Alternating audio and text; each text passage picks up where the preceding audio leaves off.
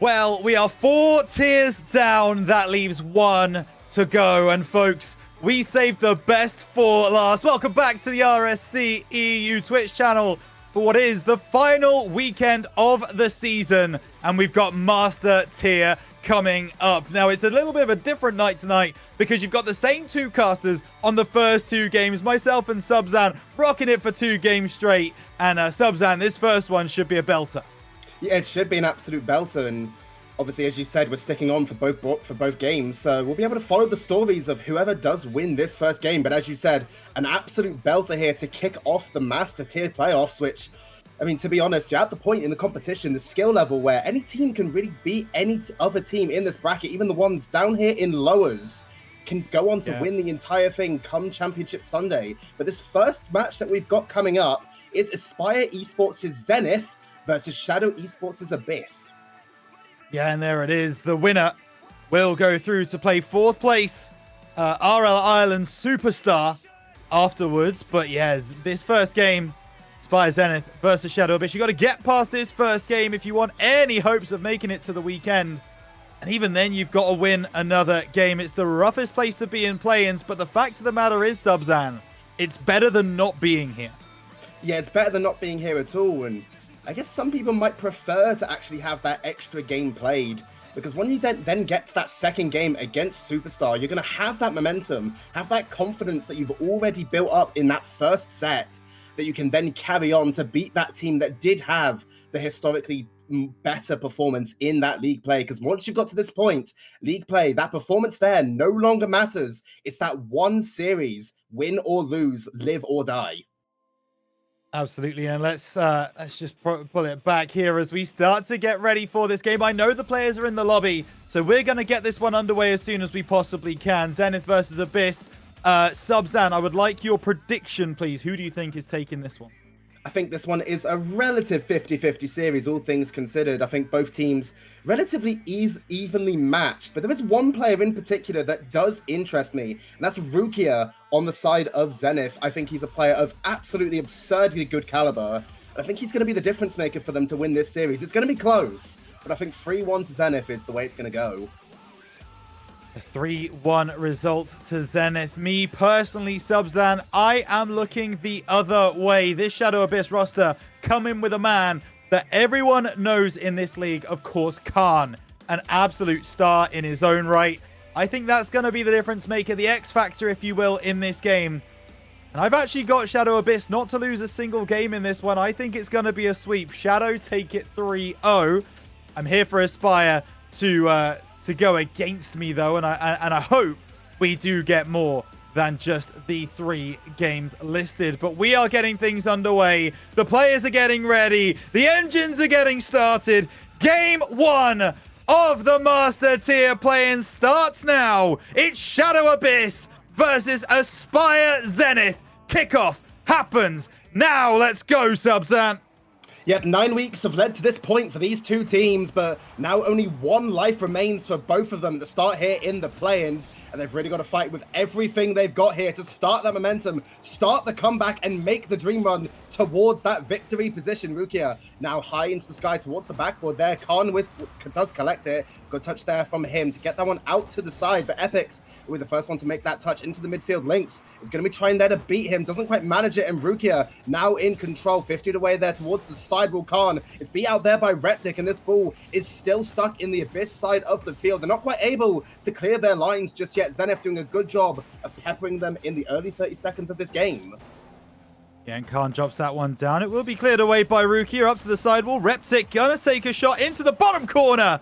Khan will send it away, and now Lynx picks up possession on the right-hand side, not needing to pick up the boost, and Epix dunks on him in that corner. Aspire Zenith starting like the better team so far. Rukia comes off the backboard, and Khan will be the one to bring it away for Shadow. Yeah, and this is a counterattack that really Shadow does need to start working on a little bit more. As in that opening minute, they didn't really get many chances in the blue side of the field. The more they can get, the more they can really test this Zenith's defense, which so far has not had to answer any questions of itself. Joker there with a long clear down the end. Epic's in a little bit of trouble there off his own post, though. Just managed to get his lines clear, and once again, it's Zenith on the ball. Reptic fakes out Lynx there. It's now stuck in the corner. Khan takes good control of it, though. Epic's calls the bluff on that one, and now still, it is Shadow Abyss. Still stuck on the back foot, but trying and getting better results at getting out. Yeah, oh, that's a mistouch from Khan. Here comes Epix. Rukia trying to do some damage on the backlines. Lynx recovers so well. Khan doesn't have any boost, but still gets there first. And Aspire, they seem to be the ones who are trying things out, trying to find solutions to the defense. Rukia will go by on that one. Khan still not a lot of boost, but Epix wasn't to know that, and Lynx breaks the line there. Still going to give possession back to Zenith. And yeah, I mean, when you look at it, Abyss have really struggled to get out of their defensive line against this Zenith team. And here's a chance for Khan. He needs a double. He finds it too. Needs help. Reptic goes by. Joker didn't buy it. And Rukia can send it away for Zenith.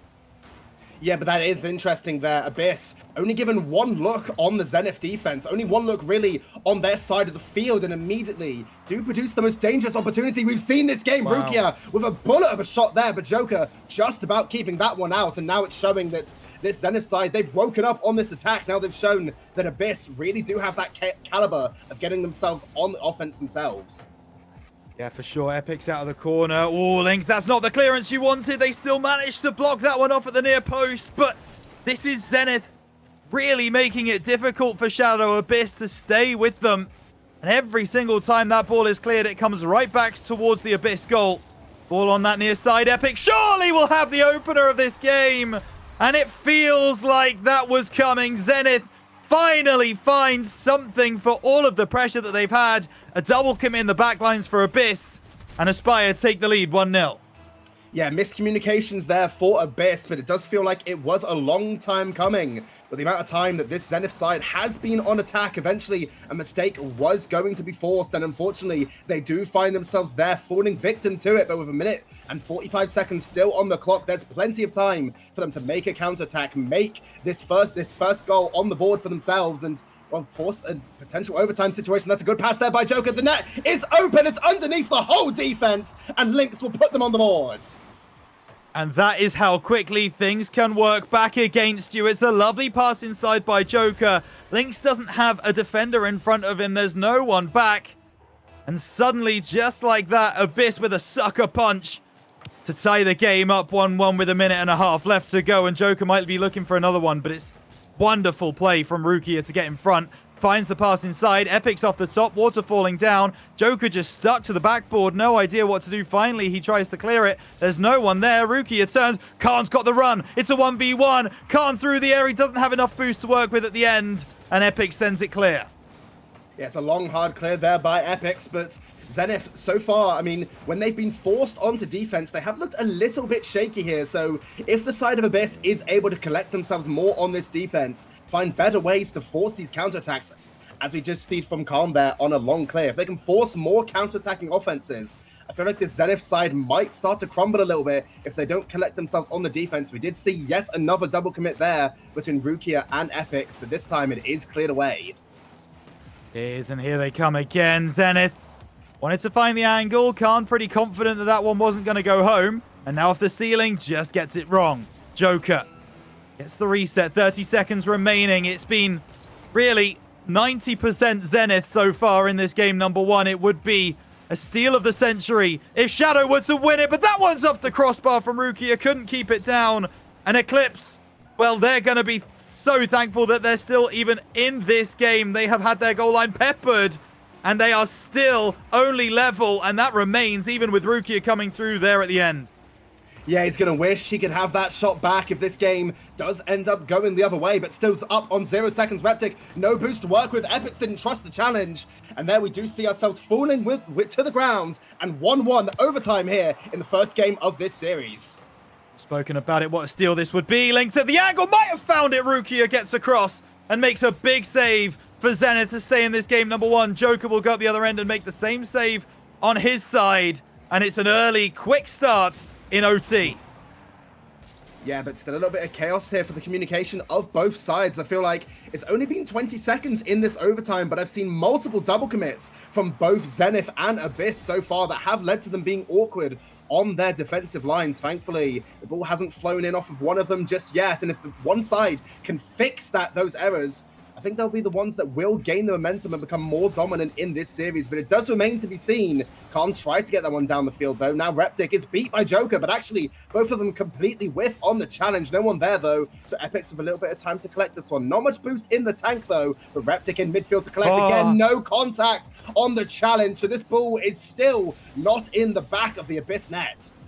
The Aspire GM had an opportunity to end OT right there and then, and just couldn't find it. Rukia looks for the pass back to Reptic. He goes by. He's going to have to go back and defend this one instead. Epix takes a bit of time, but he still gets it past Lynx. That's a nice redirect from Rukia, but it's still not powerful enough to break the line. Khan not able to do much there. Lynx coming through from defense. Now going over the top. He's got Rukia in front of him. He flip resets over the top. Epix into the corner. It will be Khan out of the corner. Can he recover this? No, but Joker's there to follow through. Tries to get the ball across. Lynx is going to be there. It's over the bar. Epix makes a huge goal line save. Yep, that's clutch there from Epix, but again, this Abyss side just continue to pepper shots at the side of Zenith. They figured out that there is blood in the water. They know how to break this defense, and they're taking full advantage of it. But for now, they do see themselves back on their own side. The Zenith are trying to get themselves back into this game, claw some momentum here. Rukia tried to get that one midfield. Doesn't work quite well. There's chaos on the back lines there from Abyss, but just about kept on the goal line by Khan, but things are still looking rough for them. Another triple from Abyss. They're looking so panicked at the moment here in Game 1 overtime. They are, but they've given a bit of room. Lynx has picked up some boost, and now the break can come through. Reptic misses that one as well. Epic's the only one back. Ball into the middle. Back post. Joker not going to be up in time. I think the ball was a little high as well. Reptic being given a run. He had a pass inside to Rukia if he could find him, but unfortunately that pass did not come through. Rukia will drop this onto the right-hand side. Lynx just waiting for this one. Joker goes over his head. It's Epix into the middle. That's on target. Lynx deals with it. Khan out of the corner. Joker's up first. Reptic just trying to shadow, trying to make it difficult for Joker to break through. And now out of the corner, into the middle. Khan will get there first. Backboard waterfall. Rukia sends away. And Epix makes sure that that ball gets beyond the halfway line. Shadow Abyss starting to grow into this series, but they've double committed. Lynx and Khan getting all tangled up at the near post. And it's a pot shot really from Rukia on the left-hand side. Aspire Zenith take game number 1. Oh, and what's worse about that is by tuning into Khan's perspective there, you see that he actually respawns on top of Lynx on that play. So the double commit was actually caused by the demo that happened 5 seconds earlier. Zenith will be counting their lucky stars a little bit there, but you can't help but feel like they did earn that game overall. They had more offense than Abyss did overall, and it felt like what they did produce was more threatening. But there were still signs of hope there for Abyss. What they were producing as a roster was something that could be worked upon if they can just fix those double commits that are plaguing them on the defense. Yeah, I think it's one of those. Overall, you're absolutely right, Subzan. It felt like that was Aspire Zenith's match to lose. And if that OT went the other way, we would be talking about an absolute robbery. Saying that, there was chances for Shadow Abyss to make the play, to get that ball over the goal line. And Aspire Zenith's defense stood up and was counted. So it's fascinating to see between these two sides who's going to take it through. And if that game 1 is anything to go by, we have got a wonderful series in front of us. Welcome, everybody, to Master Tier here in the RSC. I mean, it's really difficult to separate these two teams at the moment as we move on to Forbidden Temple for Game 2. And really, it's just going to depend on, can Zenith really carry that momentum now that they've found a foothold in this series? Or will Abyss be able to claw themselves back slowly and take advantage of the mistakes that Zenith are in fact making that they weren't able to take advantage of during that Game 1? It's the question. Here comes Joker. Pass inside to Lynx. Rukia spotted the danger and dealt with it. Khan, pass across. Lynx looking for the bottom left corner. Just gets a little too much on it. Khan's still pressuring, but he's going to fall back. He sees Rukia on the ball and decides that it's not worth it. Lynx will now come through. Reset over on the right-hand side. Gets past Reptic and Rukia. Epix plays it up onto the sidewall. Khan shadowing away. Joker collecting. Oh, he's lost it to Reptic. Khan sends it over to the left. Lynx off the backboard. Can he follow through? No. Backboard defense working from Epics. And this one feels like it's going back and forth already in game number 2. Yeah, back and forth, but I am liking what I'm seeing here by Abyss. They're putting themselves in more aggressive positions to be able to use themselves to get the ball out of defense. Passing plays as a counterattack has worked so well, and they've not been able to score a goal off of it yet, but they have generated some offensive pressure. Rukia now with a flip reset, but doesn't quite get any power on it. Khan now collecting the boost and able to use this to get this one out, but a backflip there does spell a little bit of danger. Reptic with a chance to double this, but Joker just on the goal line keeps them out and now pops over Epics, who dives in recklessly, and Lynx will be saying, thank you very much, I'll take that one. The Abyss captain finding the gap and going through it with so much pressure. Only 1 minute 15 gone in this game, and it is 1-0 to Abyss. They look a lot more settled, a lot more centered than they did in game 1, and it is worth mentioning. I have just realized, oh, Link's gonna have to make a save there. He's been everywhere in this game too. That Shadow Abyss are currently playing with their substitute, with their lowest CMV player. That, of course, being Joker. Verify not on the field right now. So this is a somewhat weakened Abyss side, which for a 5th, 6th game, you've got no lives left. You lose this game, you go home. No more games for you this weekend. That is going to be feeling pretty rough for them. Meanwhile, Zenith, I believe this is their, what we would refer to as their A lineup, their top tier roster, max CMV players, and well, maybe they smell a bit of blood in the water. Not right now, being 1-0 down, but they certainly did in that game 1, you could tell. Yeah, but it definitely puts a lot of extra pressure on the shoulder of Joker, who is coming in as that substitute to perform here for his team. Probably only played the 4 series this season so far, and now given an opportunity here in playoffs, he's got a lot to prove, and currently 1-0 up here in game 2. They're certainly not out of this series yet by any means. Yeah, absolutely, and Lynx brings this forwards. It's going to be Rukia to challenge him, but off the sidewall, Khan goes there. It's a little bit of a waterfall. Khan!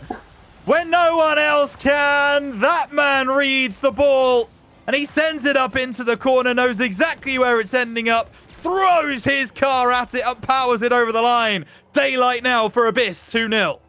Yeah, from the moment he hit that ball on the side of the wall, he knew exactly where he planned to let that one end up, and the defense of Zenith was left a little bit clueless. They're a little bit sloppy now into the midfield. Again, Khan with another chance to take a shot. Rukia there, saved by him, but it's more offensive pressure here by Abyss. Zenith are trying to collect themselves, trying to get this ball out, and it looks like a mirror image here of game 1. Rukia lifted off awkwardly from the side of the post there, and Khan's just gonna take a freebie. And this is the man who I said was the X Factor. This is the reason that I gave Abyss the win in this series in predictions. It is Khan. He has proven himself time and time again. And he looks like he's going to do it one more time as he sends this one off the backboard. Looks for the bump onto Rukia. Rukia displaced, which gave Joker the opportunity to find the goal, and it's falling apart for Zenith, 4-0. Yeah, things continue to go from bad to worse for them, and still 2 minutes left on the clock here. Things could go even further wrong here for Zenith, as well, Abyss are just piling on the pressure, piling on that momentum, but they do get one back here off the kickoff via Epics.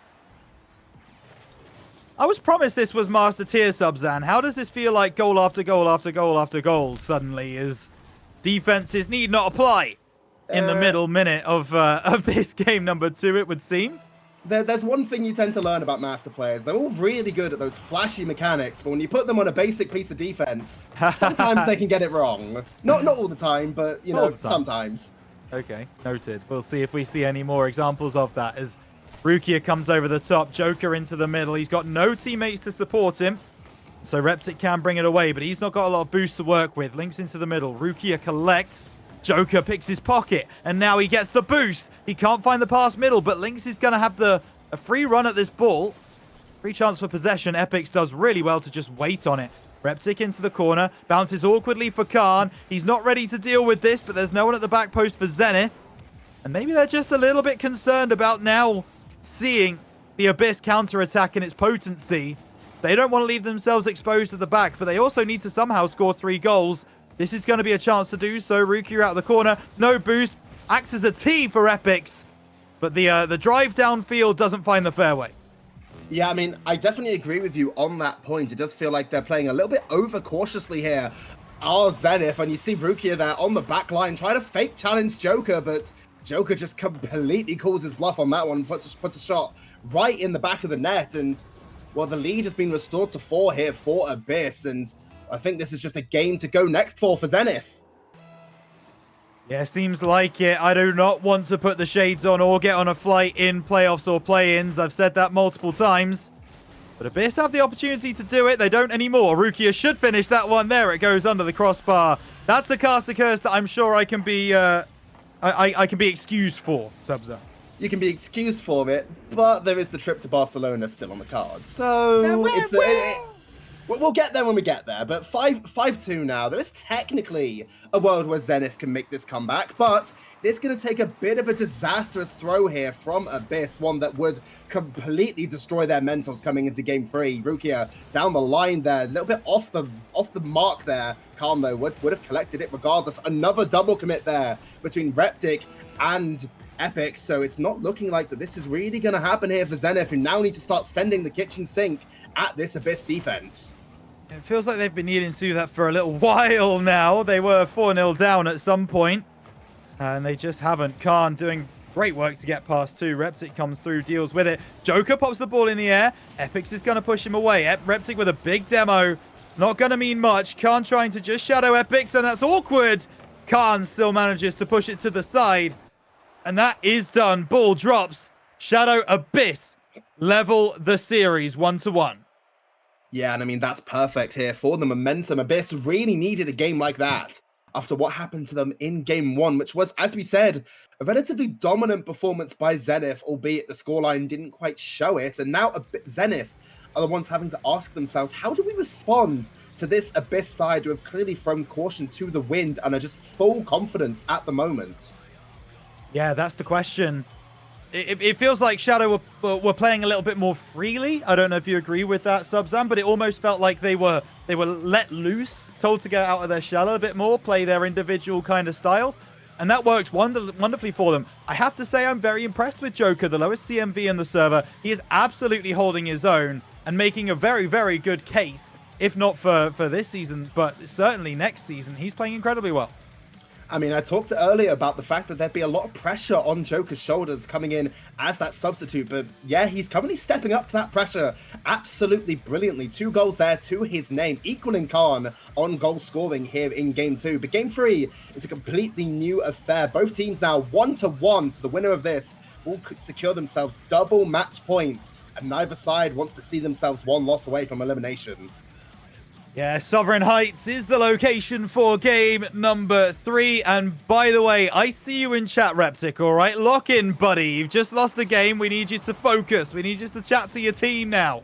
As this ball plays inside, Lynx off the backboard. Epic should be able to deal with it. He goes by. Khan needs a double. He doesn't find it. Joker can finish, and he does find the top left corner. Reptic left on an island. No boost to work with. And Shadow Abyss, they have found another gear since that game 1. Yeah, they have. You can't blame Reptic there for jumping at the first challenge. Khan, normally so prolific as a shooter, but chooses to play that one off target to bait Reptic into the challenge, and, well, saving that follow-up there was just impossible. Yeah, it was never going to happen, Reptic. It was just too powerful. But this is another opportunity. Reset from Epics. Looks for the top right corner. Khan credited with a save. It might have hit the post, it might have hit the corner, but the game believes it's a save either way. Reptic goes over the top. Lynx, this backboard defense from Abyss that they have started since that game number 1 is so suffocating, really, for Zenith. Hang on a moment, maybe they don't need the backboard. Chance for Epics. Joker with the biggest save that his team have had to commit so far in this series.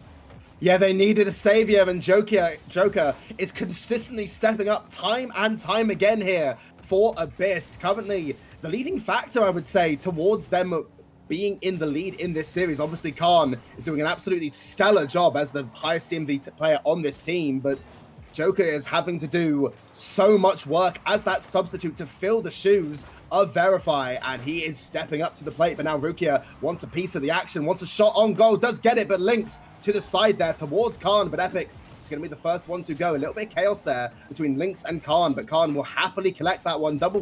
Almost got a double past both Reptic and Rukia, but doesn't quite make it land. Epix now down to Reptic. Reptic shot on goal. Free go, but free go, and the ball stays out.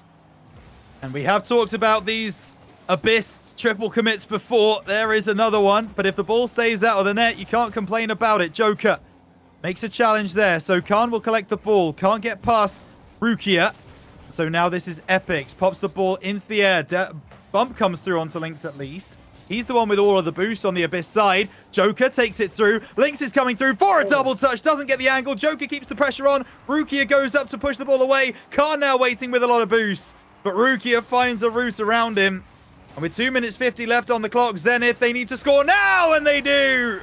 Rukia from coast to coast levels things up for Aspire. Yeah, and I think Abyss just left a little bit sleeping there on the defense. Khan, I guess not quite expecting that Rukia would still have his flip in that position. A little bit flat-footed there on defense, and I mean, Rukia is certainly going to take that one on the offense. 1-1 now is the scoreline. Zenith are well and truly back in this game 3, but Lynx wants a piece of it again. Rukia all the way down the field now, leaving Abyss having to start up yet another counterattack. But since game 1, their counterattacks have been doing extremely well at breaking down this Zenith defense. Whether or not it's scoring immediately, maybe just causing a little bit of pressure that eventually cascades into a goal. But now Khan has control of it. It's a one-on-one with Epix. He's got time, he's got space, but Epix just calls the bluff immediately. It's an open net the other way, and Epix immediately will put Zenith back in the lead. And you've got to talk about this. I mean, it's unfortunate you can't see it on the replay, but just on the right-hand side of your screen, Lynx has backflipped, unfortunately, in the middle. I don't know whether he would have got back in time to make the save, but he certainly would have been given a better chance if that flip did not go against him. Joker going to try and equalize things immediately. Rukia sending it away. Khan at the angle. He's found a shot on goal somehow from that right-hand side. Epix looking now for the help of Rukia, who will send it long. Khan gets up on this right-hand side. Over the top has Lynx waiting. Lynx redirecting, and Khan trying to get in the face of Reptic, but he makes a good enough save that Zenith can try and move back downfield. Yeah, and I mean, Zenith don't even need to eye up a goal at this point. They can sit on this 2-1 scoreline, play it relatively safe. They will get themselves up 2 match points, but they know full well that Khan and the rest of Abyss are too prolific in their shooting to sit back on their laurels and stay on the goal line. They need to find that extra cushion, that security that will secure them this game 3, and they are now down the other end. Reptic with a chance to take a shot, chooses to play control, fakes out Joker completely, and now this ball is stuck basically in front of the net. Joker, no boost to work with, but no Zenith players there to take advantage of Abyss's awkwardness. Yeah, played a good 50 there to Joker, just to try and, if Aspire did get on the ball, they were going to be pushed away. Now there's a chance across from Lynx for Abyss. Ball out of the corner. Joker goes by, faking it out. Lynx in the middle. What a save, Rukia! Keeping Zenith ahead. Joker doesn't have any boost to work with. Still going to try and put pressure on. Epix sends it away. And Reptic does get it on the back lines, but it's only going to be Abyss to come forwards again. The redirect from Khan is on target. Pushed away by Epix this time. Joker out of the corner. Can he read his second touch? No, he can't. But he does get a bump onto Rukia. How important could that be? Khan needs to maintain possession here. Isn't able to. And with 30 seconds remaining, Zenith look to try and lock this game down. Yeah, they're eyeing up this victory. They're eyeing up the 2-1 lead. And Rukia will almost make it happen. But Reptic will be credited for the goal in the end. It was a masterclass there by Rukia. And honestly, when I see this ball teetering that close to the net, all I could do was hold my breath. Yeah, it's that moment where you've just got to stop talking and see what happens and recalibrate after the point. And I tell you something, Zenith recalibrated all right. Reptic not resting on his laurels, and he's going to go again. That's his second goal, the GM of Aspire. Starting to do work now, starting to feel his presence here in this series. Speaking of series, it looks like Zenith are going to be on series point. Yeah, they looked a little bit flat there in game 2, but they found their stride here in the 3rd game in this series. Still took them a minute or two to find it, but now that they've located it, now they've got that first goal on the board here in game 3. They've now scored 4 unanswered here against the side of Abyss, which is really not a good look for them considering how well they did there in game 2. 4-1 is the scoreline here in game 3, and 2-1 will be the scoreline in the series. Zenith now only need 1 more to get a date with Superstar. And this is a scary thing right now for Aspire Zenith because they've got 2 opportunities, but you have to remember who you're playing against, Subzan. Abyss are one of the most informed teams in Master Tier. In league play, they won 7 of their last 8 league games. This is a team that have not lost a lot in recent weeks. They will know how to come back in this scenario. They will have the mental to deal with it. Zenith have got to try and prove that they're the better side in this game number 4 and make sure that we don't go to Champions Field. Yeah, and we've seen it even earlier in this series, the bounce back from Abyss in that second game after dropping the first in that overtime. So we've seen already their ability to make that mental comeback and really put pressure on their opponents. But the ball is entirely in Zenith's court right now to secure this in a 3-1 fashion, as long as they can keep up the performance we saw from them here in game 3. Yeah, and here we go. It's going to be interesting to see what happens here in game 4. Beckwith Park is the location where this series could go to die if Aspire Zenith are able to take through the victory. But Shadow Abyss are coming into this game with a point to prove. Seen people talking about the fact that Shadow are almost looking past this game, almost expecting to be in the next game against RL Island Superstar. Well, they've got all the work to do now as Ruki is going to take a shot. Khan should get there. Joker was through as well. Khan just repositioning. Pass across to Lynx. Taking a low shot. Epix is going to be there. Khan looking for the pass across. Gets dealt with. Lynx to collect again. Early possession here for Abyss as Lynx works his way around the side. Wins the 50. Wins another one. There's no second man there to follow through. And Reptic can clear easy. Yeah, but so far, it has been, this Abyss side, they've started on the attack 30 seconds in. Lynx now. Unfortunately, a little bit of a heavy touch there by him, so not quite able to get the control he wanted. Reptic, brilliant carry out there by him. Joker wins the 50 there with Epix and a chance for this Abyss side to try and really psycho on this pressure. Joker, light touch there. Lynx couldn't get any bumps, and now it's on to Khan to get good control with the ball. Goes really out of control there for him, but Reptic, again, the high pop, and both these teams right now, they're trying to make these passing plays. They're trying to connect with each other, but the first touch is just failing them a little bit. Hang on a moment. Joker at the back post wants to keep the pressure on. Ball into the middle. Epix. Oh, he's got enough. Khan just going to get back in time. Reptic at the angle. Can't find it. Cleared away by Lynx. Is that over the top of Rukia? Ask a stupid question. Get a stupid answer. Of course it's not. Lynx can't get there as Epix starts to move down the field. He's got no boost to follow this through, though. Not sure Joker knew that, but he still was able to shadow it away nicely and find it over the top of Reptic as well. Ball comes in from the angle. Ooh, can't be careful. And the clearance will eventually come through for Abyss. Yeah, that was a little bit nerve-wracking there. The ball completely off target and almost helped on its way by Khan there, but thankfully no goal there scored. I think Abyss have absolutely hated for their tournament lives to be executed by an own goal, but Lynx down the other end from a pass from Joker. It's what this Abyss side have been trying to do all game, and they finally execute it. That is an absolute laser into the bottom portion of the goal. Zenith thought they had time to get back, but they were not expecting that pace to come through from Abyss. And Lynx now has to make this challenge. Epix fakes him out, but Khan is back in time to make the challenge. Reptic going to take another shot. Joker's got enough boost. No, he hasn't. Reptic off the crossbar finds just enough of a gap. And they've only gone 1-0 down about 5 seconds ago. They're immediately back to 1-1. Yeah, and Reptic there, I mean, a little bit of good fortune coming his way, but Joker's clearance maybe could have been a little bit better from the initial shot. Lands on the ball and then does get that first goal back here for Zenith. Tied 1-1 with 3 minutes left to go, and Reptic is just really showing his confidence. He's in his stride in this series. Good carries all around and causing so much difficulty here for this Abyss side. Now Rukia, the star man of the roster, on the ball, gets it past one. Lynx. He's going to have to try and get this past Reptic. Can't. The 50 is really volatile. Epix's touch, maybe not what he would have wanted, and Reptic out of position to a chance here for Abyss, but Khan too deep on the third man position to really take advantage. Yeah, he was, as Epix now does get there before Joker, but the clearance isn't really in. Lynx does enough to keep the pressure on. Ruki is awkward. Lynx over from the corner. Epix clears it away, but now Khan's next up. Or Reptic steals it away from him early. As now he gets over the top of Joker! Reptic, the GM of this franchise, goes coast to coast from the corner. The reset flick is perfect, and Zenith take a 2-1 lead.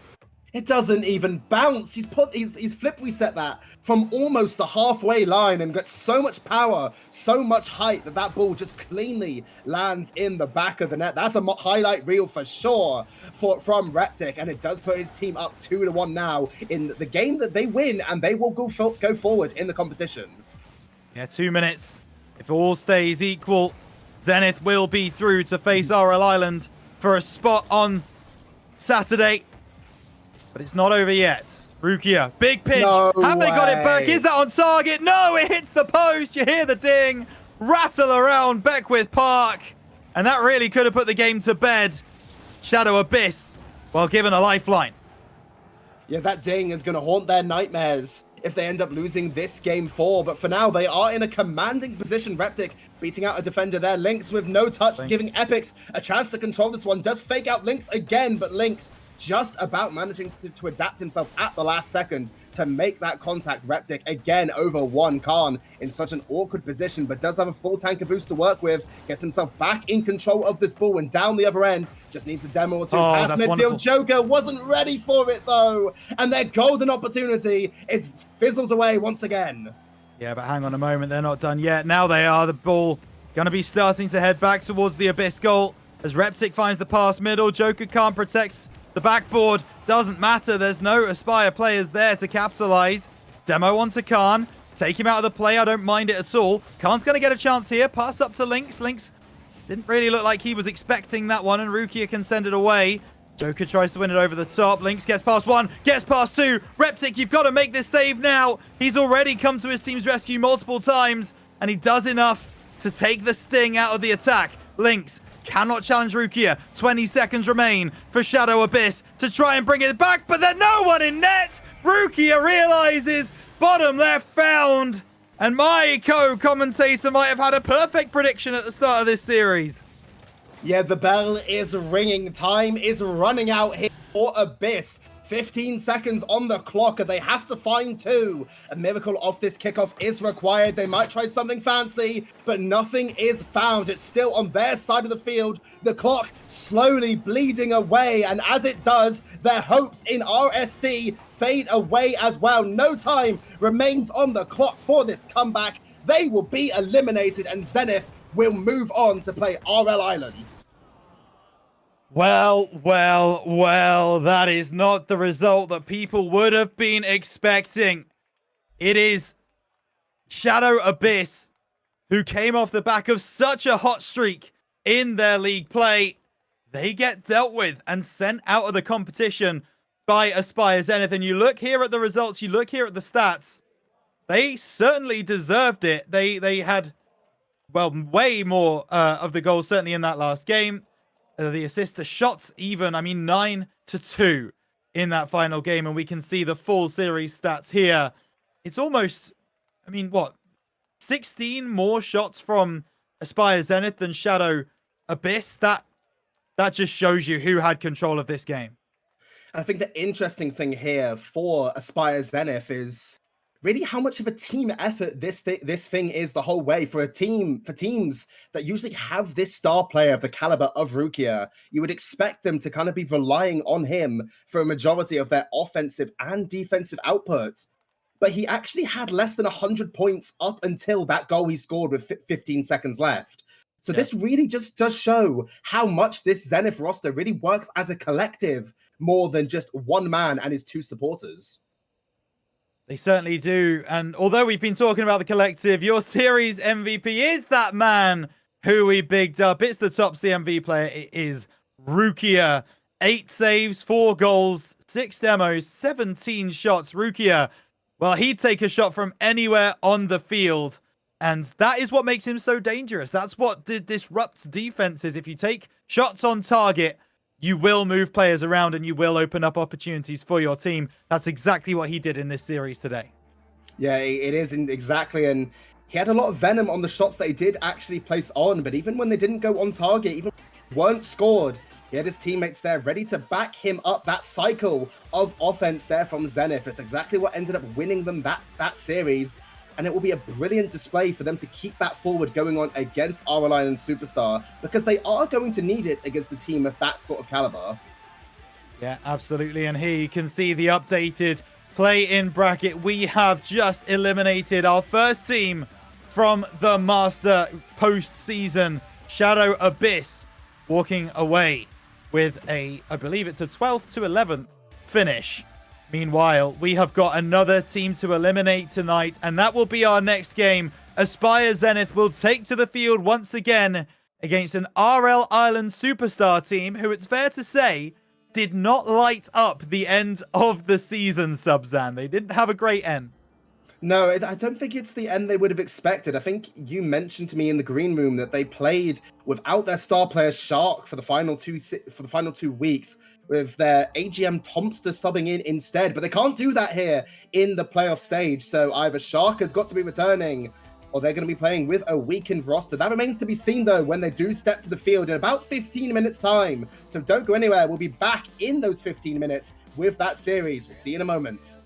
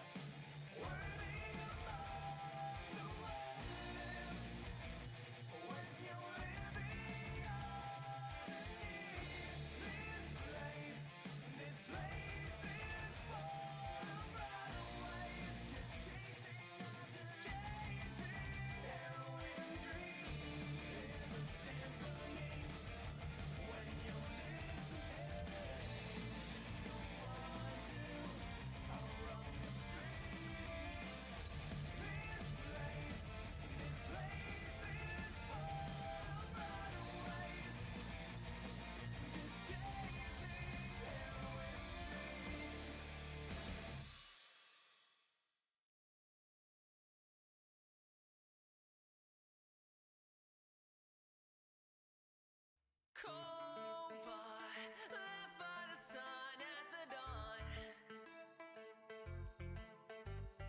Know that I had a demon for lunch.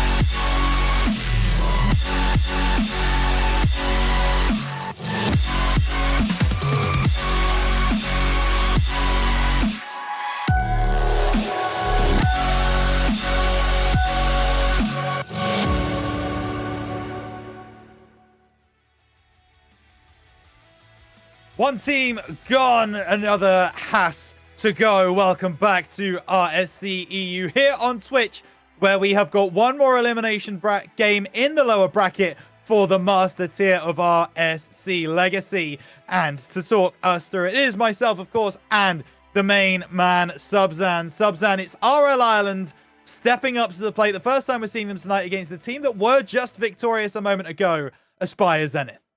Yeah, I mean, we are following on the story of this Zenith roster as they do face up against Superstar, the team that did get that bye in the lower bracket, but it's going to be a difficult one. We have said previously that Shark hasn't been playing in the later stages of league play. We have had confirmation he will be back here for the play-in stage, but Zenith, with that momentum, they took down an Abyss side that really no one had faith in them toppling. I think the same could be said about them pairing up against Superstar, but we've seen what they can do in David versus Goliath situations previously. Maybe they can show us one again. Yeah, Zenith, the underdog story will have to continue, and it will have to grow legs as RL Ireland, of course, now have their talisman back. However, are we giving a little bit too much credence to that talisman, Subzan? Because we have to think about this. RL Ireland Superstar have not won a game in Master Tier since week 5. They are 0-8 in their last 8 games. And that is the last thing you want as momentum coming into the play-ins. No, I mean, that's awful momentum to be having, especially against a team like Zenith, who has now just taken that first win, got that step of confidence here in play-ins. So all the questions do remain on Superstar's shoulders. They need to answer. They need to find themselves here in this last chance, because they do not have a lower bracket to fall to, because this is the lower bracket. I think they'll find themselves a little bit disappointed to even be in this situation, given how strong their start to the season was. But now that they're here, they've got to fight for it. They've got to prove that they deserve to be in this position. Yeah, they do. And as far as I know, and I'm seeing that they're not actually in the lobby yet, Superstar. So I believe the timer for DQ is going to get started, of course, as this game was meant to start at 8 o'clock. And so I'm unsure of the process that happens here. I'm sure we will be told by our wonderful streamer who knows the rules inside and out much more significantly than I do. But we are, of course, waiting on that roster. And we do have to talk for a moment, Subzan, of course, about the different levels of momentum that are coming into this game, because you've just mentioned there about RL Ireland Superstar struggling to get into the lobby, and how Zenith are here and they have been absolutely spectacular in the last few weeks. It is the battle of momentum. What do you think if Superstar can win game number 1 tonight? And they have just joined the lobby. If Superstar can win the first game tonight, how will that affect the confidence of Zenith?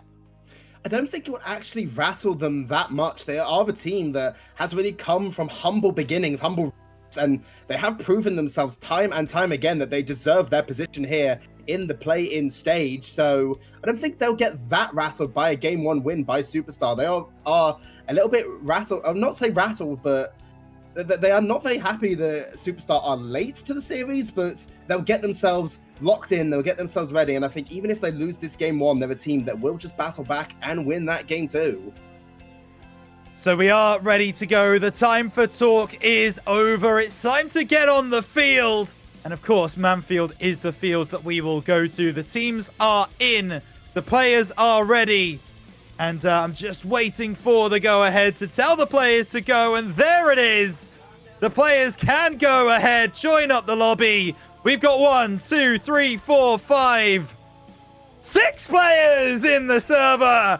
And we get game number 1 of this elimination match in Master Tier started right now, Subzan. Yeah, Zenith's run here still continuing on, but for Superstar, so many questions remain to be answered. A disappointing tail end to their league play season sees them here down in the lower bracket, sacrificing that extra life they would have found themselves. But if there was ever a sort of player that a team like this could rely on, it would be Shark. Now stepping back up to the plate here for Superstar, but early on they do find themselves on defense. Now Shark taking over from Llama here, trying to get this ball down the field. One touch into the middle. The defense here of Zenith, though, does collect itself. Yeah, and I'll tell you something fascinating as well about this game. We've got GM versus GM action. Both captains of these two teams are the GMs of their respective franchises. D-Lynch, of course, for RL Ireland, and Reptic for Aspire. Shark off the right side, has Llama waiting, fakes out one, tries to go around the corner. Rukia makes a save, but the ball back to D-Lynch off the backboard. Rukia is there to put a hand up and send it away. Shark tries to challenge early, can't get the job done, and D-Lynch is going to try and make the best of this. Yeah, but at the moment, it is the Superstar lineup that is on offense more often than not. I haven't seen that much in the green side of the field now. Pinched there by D-Lynch to the midfield. Rukia to the sidewall, gets it past Shark as well. And Llama, a little bit awkward. D-Lynch with no boost on the defense. Has to defend against Rukia with full boost, but actually isn't even called into action as Rukia puts that one more towards the corner. Llama awkward there, has to rely on D-Lynch to keep this ball out, does so, and now Rukia plays a 50 with Shark. This ball's still up and still dangerous here for Zenith, but just about far enough out that Superstar can reset their lines. Yeah, and here comes D-Lynch taking a shot. That's a laser into the bottom left corner. That's a savior medal coming through for Rukia. Shark off the right-hand side. Needs a couple more touches. Epix is going to be there on the backboard to send this one away. Llama lets it go. D-Lynch trying to get around the side. Not got a lot of boost to work with. Llama does, though. Cuts past Reptic. The pass middle as well. Shark decides not to go for it. Doesn't know the boost amount of Epix. Maybe if he saw that he had no boost, would have gone for that ball.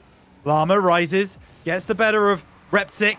D-Lynch tries to take a shot. Rukia sends it away. Reptic gets his team going forward. Zenith now trying to find the first goal. And they've been pegged back for the start of this game. But they find the first goal. 1-0 Zenith. Yeah, they fight. They really did make themselves earn that goal. They were forced onto defense so much here by the Superstar lineup. And as you can see by the scoreline, Zenith, that's their first shot of the game. 100% accuracy so far on their shooting. D-Lynch, though, with a fake onto Reptic. Rukia almost baited out there on defense, caught flat-footed, but Epix will be there to collect. Llama sitting below him, waiting for the Ever to come out, and Ever, does he find Reptic now? No boost, a chance for D-Lynch to come onto this attack. Does 50 out Rukia there. Epix has to get beat, but has to beat Llama, doesn't. Llama snipes the back of the net, and immediately Superstar find themselves back in a neutral game state. A couple of 150s, and all of a sudden the game comes back, although that second one does not seem to be much of a 50. Llama just rising highest. Zenith defense not up to task. Suddenly we are level 1-1 at 222. As now this is going to be Epix trying to bring this away. Reptic taking out Shark. And I don't think that's a bad strategy. Remove the star player from Superstar. As Rukia now, the Superstar on Zenith's side. He's going to try and bring this one into the middle. Epix out of the corner tries to get the pass middle. Llama won't bring it away, but D-Lynch will be able to clear it long. Rukia intercepting, able to win the ball and win possession. Shark does it a little bit differently, and Llama will collect into the corner for RL Ireland. Yeah, and at the moment, I guess the possession game has really flipped a little bit in the sense that this ball has now sort of been stuck more often in Superstar's field. And when they do get it out, their attacks have been potent and causing a lot of problems for Zenith. Again, we do see Shark causing so many issues there for Rukia, but now Epix all the way down the line. A double commit there between D-Lynch and Llama. No one's there to punish it, but it will sacrifice a little bit of boost here for Llama that is not going to be able to get back. Shark can't clear his lines there past Rukia, but instead will end up just with the ball gifted at his feet. Once again, baits out Epix to the challenge, but Reptic there to collect and bail out his teammate. It's always fascinating when you get these big name players coming through in a tournament like RSC, like you see Shark and you see Rukia in these positions. You know their opponents are going to be giving them a lot more credit, a lot more space than maybe they should be, a lot more respect, certainly, as you just don't know what they're going to do. There's almost an aura around these kinds of players where you're like, well, they've surely got something in mind. That one off the crossbar. Cleared away by Zenith, but that ball being maybe a foot lower would have gone into the back of the net, and we'd be looking at a 2-1 lead to Superstar. Yeah, and I think to go back to your point, that is exactly accurate, especially true for the lower ranked players within the Master Tier. You're like 1900s, 1800s, oh my... Shark has shut me up right there before I can even finish my point. And there it is. Shark picks up the... That is a ridiculous redirect. How does he get that one around the side? He just finds something from nothing there. Not many players could score from that position. But Shark certainly can. And now Superstar have turned this game around. And they're looking to do it again. That man! We've spoken about him so many times. Shark's at the double. Yep, like a shark eyeing up blood in the water. You see one mistake, and Shark immediately there to punish you. Superstar claiming a 3-1 lead here in game one, and that is surely the icing on the cake that will secure them the first game in this series. You would think so. Ball off the backboard. Epics had to get in front, couldn't do so. Reptic now just needs maybe a little bit of momentum going through into this next game. Rukia tries to flick the ball up. Epics is going to get there first. Plays it on this near side. Reptic now called into the play. That's over the top of Rukia. The ball will drop. Superstar take game one, 3-1. And is that a bit of foreshadowing from the side of RL Island, Subzan? I mean, it could be. It was a dominant performance other than a small moment in the middle of that game where Zenith did look like they were maybe in control, but Superstar immediately recognizing how to bounce back, how to generate dangerous offense that Zenith really could not deal with. Yeah, they were. And Zenith got that first goal, and it really felt like they were going to start taking advantage like they did against Shadow Abyss, where they were just able to maintain their presence in the opposition's half like they did against Shadow in that first game. That didn't come to pass. Superstar managed to turn the game on its head. They were the more aggressive towards the end. They were the ones who were in front of the Zenith net. And that is exactly what shows in the statistics as well. You can see that they had, 13 shots on the game. 5 shots from Shark, 6 from Llama. An impressive showing from Superstar, but we move to Forbidden Temple and a chance for Zenith to try and get back into this one. Yeah, this was where in the previous series, the script was flipped, by Shadow Abyss, where they did take that second game in relatively dominant fashion. I feel like Zenith are going to be praying to the lucky stars that the exact same thing will happen the other way here on Forbidden Temple, but they're going to have to work really hard for it because right now, Superstar are not giving them an inch. No, they're not. And here we go. This is Rukia. Limited boost, 12 boost in a dream. Gets blocked off. Reptic off the top. Doesn't have any boost. Maybe it was just a fake. Epics is going to come through. Can Shark get back in time? No, he can't. And just as in game one, Aspire Zenith take the lead in game two. I mean, that has got to be one of the slowest goals I think you're going to ever see scored in the Master Tier.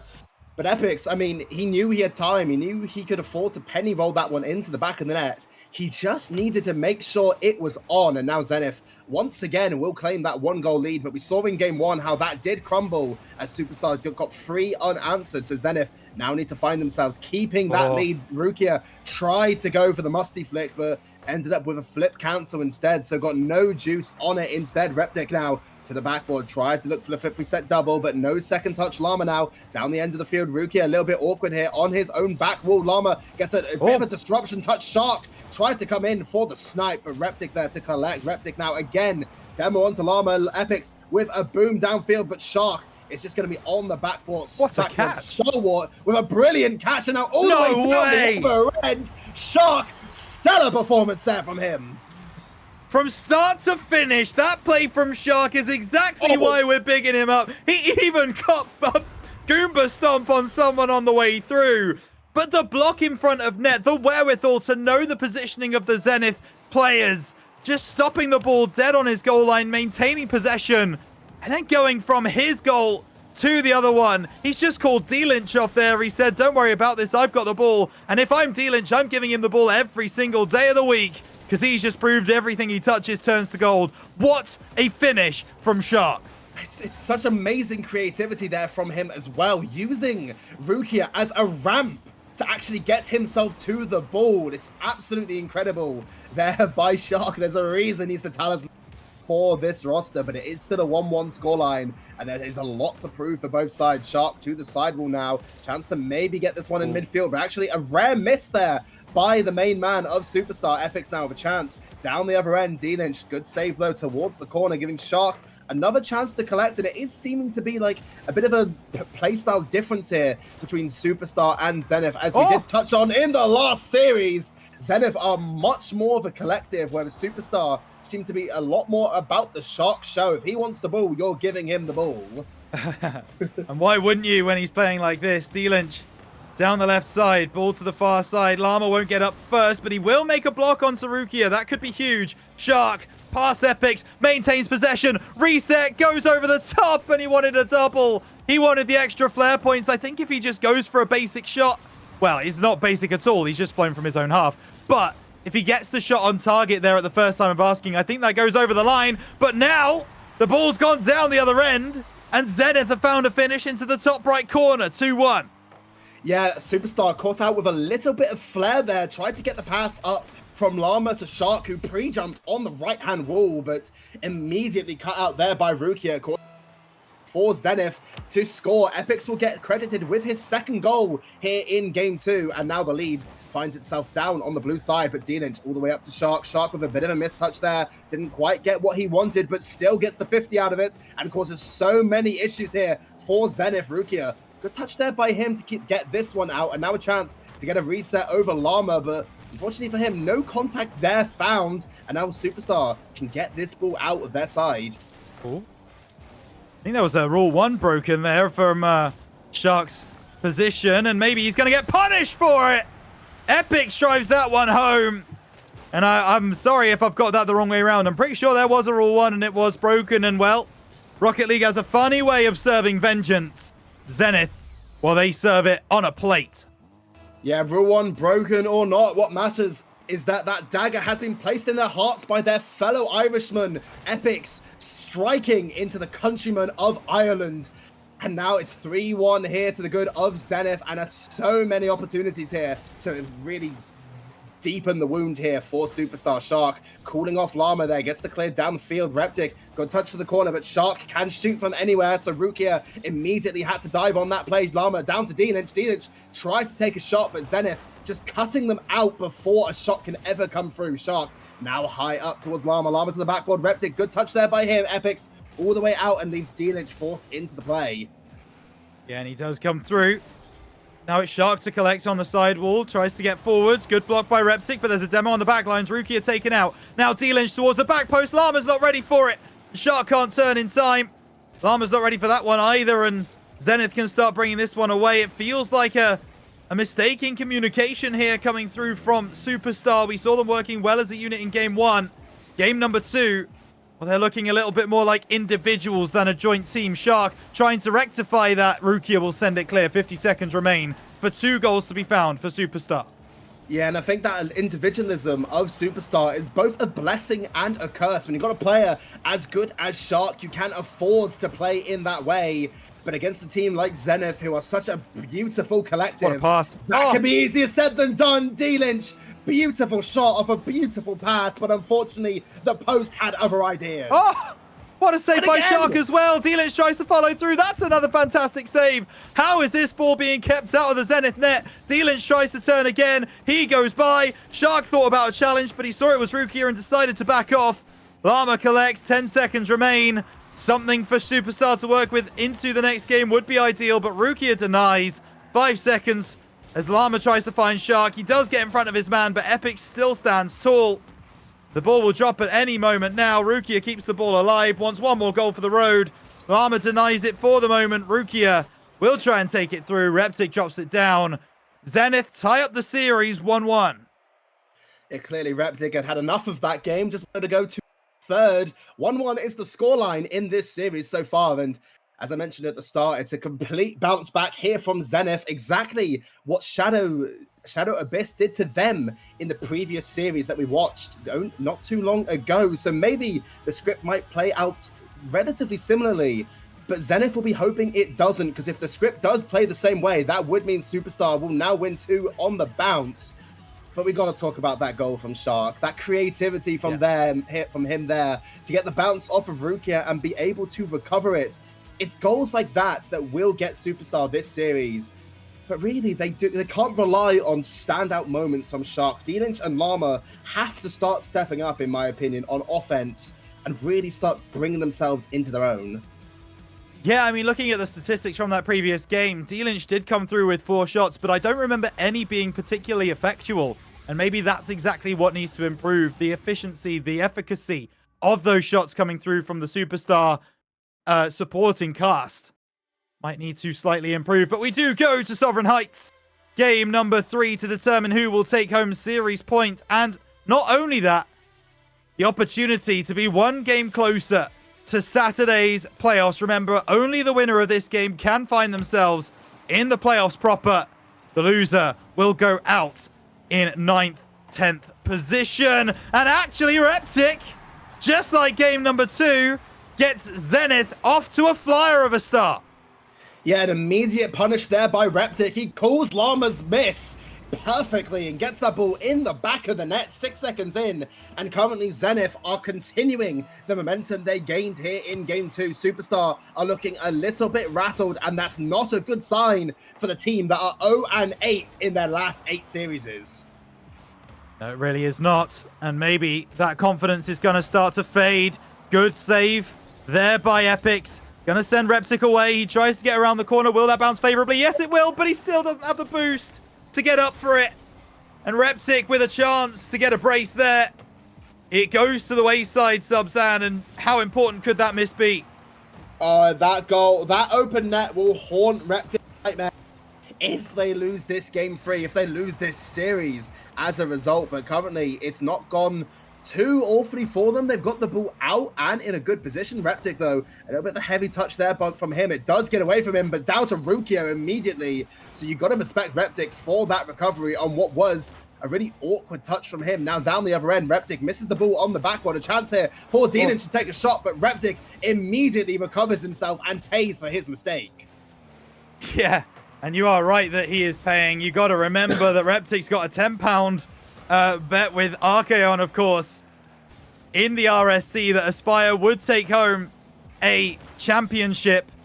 That hasn't happened so far, but he is playing with his heart and soul to try and make sure he doesn't have to give that £10 up. As this ball now on the left-hand side, D-Lynch intercepting. Llama's coming through, looking for the top corner. Couldn't have placed it better if he tried. Superstar back level. Yep, pixel perfect in that top right corner, calls D-Lynch off immediately. And Rukia just clearly not expecting Llama to take over that play, but I mean, it's a little bit risky there for Superstar, and it is a common occurrence I am seeing from them, players just calling each other off of plays. And well, that's not punished. They've not been punished for it yet, but they might feel the burn of it in future games in this series. Yeah, they absolutely might. Here's a ball into the middle. D-Lynch clears it away. Rukia off the backboard. Llama, oh, not the best touch. Epix might have a chance here. Shark has to do some evasive maneuvers. Reptic with the pass back. Rukia will rise. Not highest, though. As Reptic now passes that ball over to the left-hand side. Shark intercepting, sending it long. This is a war of attrition between these two teams right now, trying to get a foothold, trying to get the possession, trying to displace their opponents. Neither team able to do that effectively yet. Rukia off the backboard. Sent away by D-Lynch. Llama's gone ahead. Looking for the redirect. It's off the backboard. Dealt with by Rukia. And actually, Epix has broken the line. It will come off the backboard and be sent back to middle, though. The bounce not favoring him. Yeah, I mean, Superstar's defense caught sleeping there for a second, but D-Lynch and Llama taking out 2 from Zenith. Reptic, a touch that was terrible. And Shark will make it pay. I mean, you can't really blame Reptic too much. He just respawns in the wrong position. Pops it up for Sharks to come through and fire into an empty net. 2 minutes 20 left on the clock. RL Ireland are now 1 goal up. Rukia trying to make sure that doesn't go to 2 as he passes the ball into the corner. Wants the pinch away. Gets the better of Shark there in that corner. D-Lynch, oh, awkward. Epix, he's got an empty net to aim at. Can he find it? Yes, he can. The immediate response from Zenith. Yeah, and that's really the play style that I think RL Island are playing. It's how risky it can be. One mistake and they'll get scored on immediately. D-Lynch with that miss, while Llama and Shark had no boost. And yeah, all Epix had to do was put that one in the back of the net. Make it sound so easy as Reptic comes over the top. Llama sends it away. Rukia looking for a low shot there. D-Lynch is going to be called in to make the save. And I'll tell you something, Subs and Aspire, they are looking significantly better in the latter stages of this game. They are the aggressors, it feels like. Epix takes a shot, misses wide left. Yeah, and I think that's really been the key to Aspire, especially in the last two series, is that they seem to be a team. While they might start a little bit slow, they clearly are good at downloading how their opponent wants to play, figuring out the game plan of how best to take advantage of their weaknesses. They did it against Shadow Abyss, and they're doing it again here against RL Island Superstar. And they're doing it with great efficacy. There's this one now over to the right side. Shark now just looking to slow the pace of play down. Gets the pass inside. Epic sends it away. Llama's there on the halfway line. Pops it back up for Shark. Sees three players ahead of him. Gets a reset. Goes low. Looks top right. Will be sent wide. Rukia can't get through D-Lynch, but he does at least get the demo onto him. A demo in return for Superstar. Shark, he knows he's got D-Lynch coming in from deep. It's a triple commit from the side of Zenith. So Llama takes a shot from his side. Double commit from Zenith this time. Shark once again has the ball past to D-Lynch. Oh, he's forced his way over.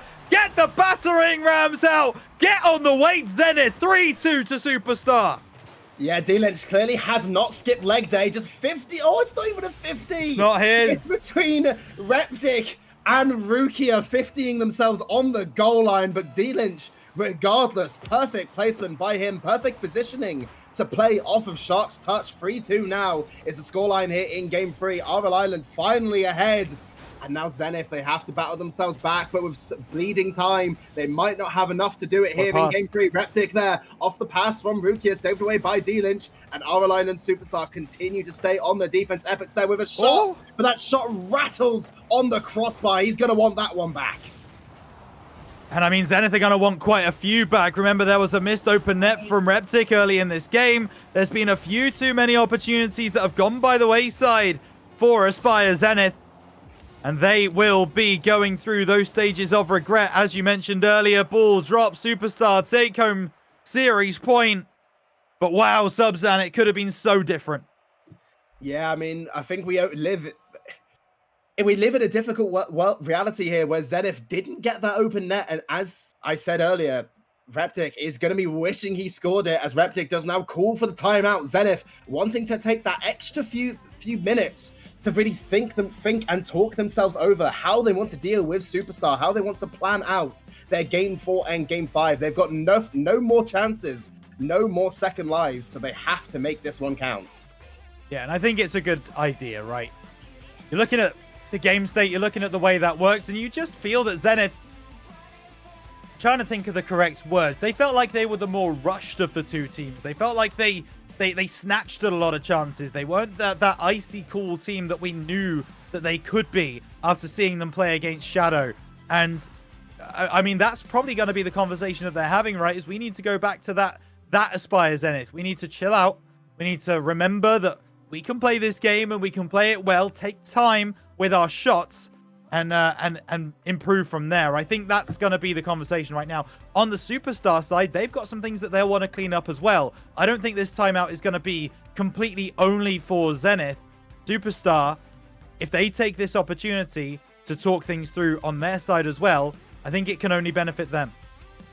Yeah, I mean, we've seen it from Superstar throughout the past 3 games that they've not necessarily played the cleanest Rocket League as a collective. We see them consistently making these double committing plays or calling each other off of what seems like real surefire opportunities for one person, and then another that maybe thinks they have a better position, but sometimes does, sometimes doesn't. It doesn't end up causing them too much trouble, but against the Zenith roster that comes in now firing on all cylinders with all the confidence in the world, this is the sort of time where those double commits could really bite Superstar in ways that could end up losing them this series, but they do find themselves 2-1 up. They do have control, and they do have that extra life, importantly, as well as a timeout that they can use themselves should this Game 4 go wrong. Yeah, absolutely. And this is The place where the previous series went to die. We were denied Champions Field once tonight. Will we be... Talking's hard, guys, right? Talking is hard. Talking's a really hard thing to do. All right. No. Will this be the same again, or will we be able to see that game number 5? We love a game 5. We love content here, Subzan. Where do you think this game number 4 is going to land? I mean, my heart is with Superstar. I do think they've been the better team throughout this series.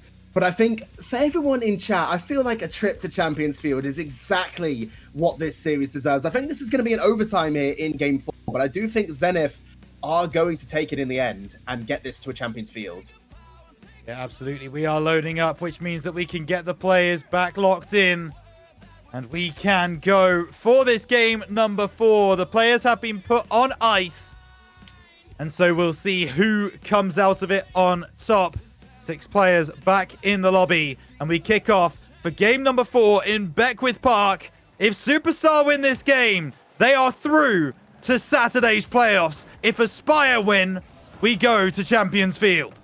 Yeah, and the Starry Nights here in Beckwith Park might spell disaster for Zenith if they haven't figured out how to take down this Superstar defense, which, while but shaky at times, has remained strong. Rukia there with a chance, but D-Lynch just called his bluff on the shot, could not take it. And now Zenith, they still stay on the attack, though. They know that they cannot let Superstar get a foothold here in Game 4. Epics now with a possession. Now up towards Reptic. Shark immediately cuts him out. Epics with no contact on the ball. Shark faking it out. Llama tries to come in for the shot, but no shot will be found as Rukia will get that block, and Reptic will clear it away.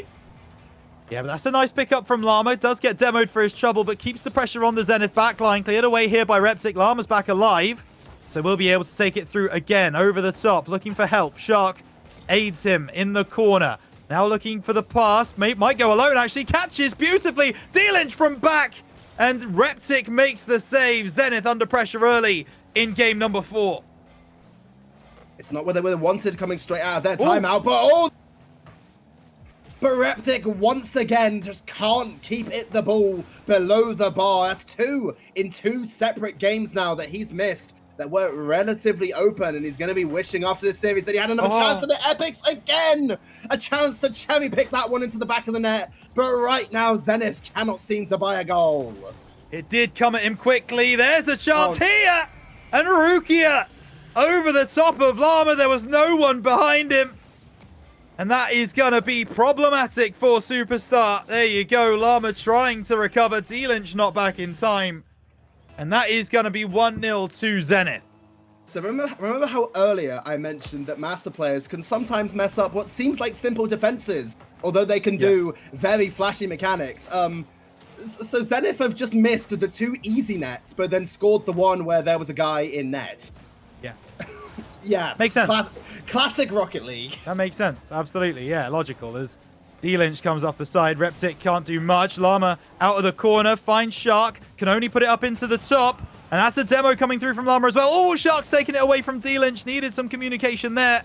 And the counter will start for Zenith. It will be stopped by Llama, but he sees Epics in front of him. Can he take it through? Wins the 50. Rukia puts a stop to it. D-Lynch goes up to challenge. Rukia's gone low. Can he get the better of Shark in goal? No, he can't. And Shark brings it away for Superstar. Yeah, but that's still a good look there. Chance for Zenith. They've been coming here, there.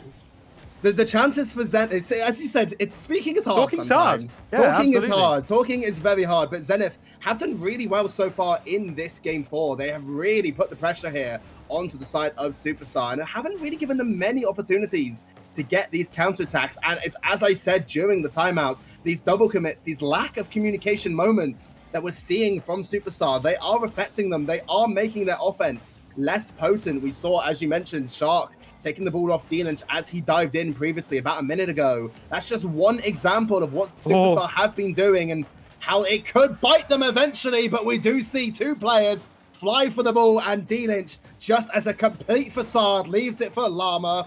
There we go. That's 1-1. And that could have gone so horribly wrong. If either of them, if neither of them hit that ball, it's a counter-attack and an open net for Zenith. Like, that is such an all-in offensive play. Now, yes, they made it work, but it's such high risk but it is high reward. And they do get rewarded for it. 1 minute 45 for Zenith to save their postseason. For Reptic to save his wallet from having to pay Archeon. As now Rukia pops the ball into the air, has Reptic waiting, decides to go alone. And when you're that good, who needs teammates? Exactly. I mean, that is a disgusting angle for Rukia to be able to get. He does get that flick on the car, but I think even Reptic didn't even think that he had that one on target. See in the replay, him jumping towards the ball, expecting it to ricochet off that backboard, and well, Rukia just puts it on himself. There was a chance there off the kickoff for Superstar, but again, Rukia, the one to clear it away. Shark, though, a bit of an uncharacteristic miss there from him, so a chance now for Zenith to get a third on the ball. The ball goes midfield, it's once again open, and it's once again missed. Yeah, here comes Reptic, though. Backboard, double touch, Shark to send away. And it does feel like Superstar, they made a few too many of those mistakes in the back lines. It wouldn't be a surprise if we did go to a Game 5. That is the game state as it stands. But Shark and D-Lynch have a 2v1. Can they find the communication to get beyond Rukia? Big save, but D-Lynch is up, trying to get around and just can't make it work. Tries to find the pass inside. Epic's with a big clearance. And Superstar forced to start again. And without their talisman as well, Rukia goes top shelf. And that should take us to Champions Field. It could do, but you got to remember how potent that this Superstar roster can be when they actually get their offense flowing. At the end of the day, Shark, a player that can 1v3 on his own in 45 seconds, it's still plenty of times for him to find some magic out of his back pocket, but they do need to get some control off the kickoff, and that's not what they have found. Rukia towards the corner, gets another touch, ball lofted up high. Epics beat out there by D-Lynch, and now it's Shark on the ball. Rukia with no boost, racing back. Oh, no way. On his own backboard, and Llama just plays the shot slow, fakes out Reptic, and now 32 seconds on the clock. Superstar back in it. The confidence to slow that one down, fake out Reptic that you're going for the fast shot, and just believe that he wasn't going to go for the ball. That is incredible game sense from Llama. And it's brought them back within one, as you rightly said. There is a chance for Aspire now to get back ahead by 2. Epic takes a shot, and there it is. The 2-goal lead restored, and Zenith, they can wipe their brow. Yeah, the sweat was slowly growing there, but Reptic just causing disruption on the back line. D-Lynch bumped out the way, and Llama bumped out the way. Shark not in a position to defend that shot, and yeah, 2-4 now the scoreline. Still in theory time for Shark and the rest of Superstar to make some magic, but every single goal they concede is more time off the clock and less chance that they can actually make this comeback happen. Yeah, absolutely. Llama, wall goes by. Reptic just going to leave it, though. Knows that it's not important that Aspire score. They have prevented Superstar from scoring enough. The ball off the backboard. Nothing really doing there. Chance for Rukia off the crossbar. One extra for the road is denied. And that will be a 4-2 finish for Zenith. And as mentioned, we will now be going Subzan to Champions Field. Yeah, put a penny in the pot for every time you hear a dink during the playoffs of Master. It will be quite a bit, but Champions Field, I feel like the last series with Abyss was really deserving of a Champions Field as well. So I'm very happy that we actually get to see it here with Superstar, but interestingly, they don't seem to be taking their time out. I think just wanting to go into this Game 5 fresh and not wanting to give Zenith any extra opportunities to also talk about their own Game 5 strategy. But if we have to think about what both of these teams can fix, because there is still mistakes that they can fix in this Game 5 and how they want to go about this, Superstar have to fix that communication, have to stop taking the ball off of each other on these offensive and defensive plays. And for Zenith, well, apparently they just need a Superstar player in the net so they can actually score. Seems that way. Seems that way. A couple too many missed opportunities, but Zenith have been given life in this series. 4-2 victory in Game 4 leads us to the Promised Land, Champions Field. And not only do we get to Champions Field, but somehow, some way, Subzan could be on for a 100% correct predictions evening if Superstar do go on to win this game. Zenith want that to not be the case. Let's get into it. 5 minutes of Rocket League determines the postseason for these two teams. Yeah, 5 minutes is all that separates them now. No more second chances. No more timeouts. It's just 5 minutes of uninterrupted Rocket League, and no mistakes will be given or will be allowed by either side, with players of calibers that can instantly punish you. You have to play to perfection. Rukia now down the other end, tried to get past D-Lynch, but the wall of D-Lynch will not be broken just yet. Shark now in a little bit of control, has some space to work with past Epix, but Rukia with no boost has plenty enough power to get that ball down the line. Epix tried to get the touch to the backboard, doesn't quite make it land though. Reptic to the corner, but Shark there waiting in the wings, waiting like a shark, but unfortunately no ball off the crossbar, and denied there is Superstar. Waiting to strike with Shark. Not given the opportunity. Epix down the right-hand side, trying to get the better of his opposition, but Shark picks up the ball. And when he starts doing that kind of slalom run, you know he's feeling it. Ball back to D-Lynch, and Rukia races across the goal line to make the save. Just over a minute gone in this one. Pass inside. Epix has a shot, and it's beyond Shark. Top left corner. Zenith take the lead. Yeah, Zenith, that's an important lead for them to take here in game 5. Shark a little bit too wide there on that shadow defense. I think expecting the Epix to play that one more to the center, not at the perfect far left shot that he actually ended up having to defend. Superstar find themselves down now 1-0. I don't think they've won a game this series while starting behind. I might be incorrect on that fact, but what matters now is game 3. There you go. I'm a complete idiot, but either way, they do now need to find themselves that extra goal. Yeah, actually, my next point was going to be that Aspire Zenith, they have scored first in the previous 3 games. 2 of them they've won, and 1 of them they ended up losing. So it's an interesting response. Superstar, though, as far as I'm aware, they do need to get the second goal, because that has been the key to them. They've equalized, and then they pushed on from that moment. Although I think in the previous game they equalized, and then Zenith came back. So who knows what we're talking about. There's no script in this game. It's been completely turned around. Now, are we going to give D-Lynch a psycho attempt there, Subzan? I think it was. I think by D-Lynch's standards, he would call that a psycho attempt. I feel like he would. Yeah, I mean, anything close for D-Lynch, he'd call that a psycho attempt. But here he goes again. Now chance for the edge. Gets the flip reset. Maybe a chance now to place this one on target, but Boost has betrayed D-Lynch there a little bit. Could not quite get back to that bull. Shark now gets a good 50 with Epix, but once again, double commit between Llama and Shark. Superstar do not seem to have fixed their main contributing issue to these defeats that have been plaguing them throughout this series. Epix passed 1, but Shark is the one on the bull. Reptic now touched towards the side. D-Lynch is there, almost blocked out again by Reptic, but no one there for Superstar to be able to capitalize on that open field of play. Lara now right the way down the other end. Rukia having to do amazing work to keep this one down the other end. Shark looking for a psycho, doesn't quite find it. Now D-Lynch awkward on the back line, and Rukia will strike for a 2-goal lead. Well, from 6th place in their conference, Aspire Zenith may be looking upwards rather than downwards. They want a spot on Saturday in the playoffs, and they are currently 2 goals ahead. In order to make that happen, Shark over the top. Not going to find a finish. D-Lynch tries to get there, but Rukia sends it away. Missed opportunity there from Superstar as Llama sends it long. Shark wants the 50. Ooh, Epix takes it away from Rukia. Could that cause problems? D-Lynch comes over the top. Shark will surely finish. And RL Ireland, they have a chance. Yep, lifeline here for RL Ireland, as things did look a little bit awkward there, but the perfect 50 from D-Lynch right down to Shark, who was waiting in the wings. Does mean that this Zenith side, they're going to have to keep themselves honest. They're going to have to keep their defense strong, because they know what this Superstar lineup is capable of on offense. Epix almost beaten there by Shark. Shark with a fake on the line. It's right on the goal line, but D-Lynch again has struck. The gym session has worked out, and once again, the battering ram comes through. What have I just seen, Subsan? What has happened there on the goal line? Aspire Zenith. All you had to do is go the rest of the game without any foolishness. And there you are, falling over each other on the goal line. Dear, oh dear, Superstar. Tails up, momentum on their side.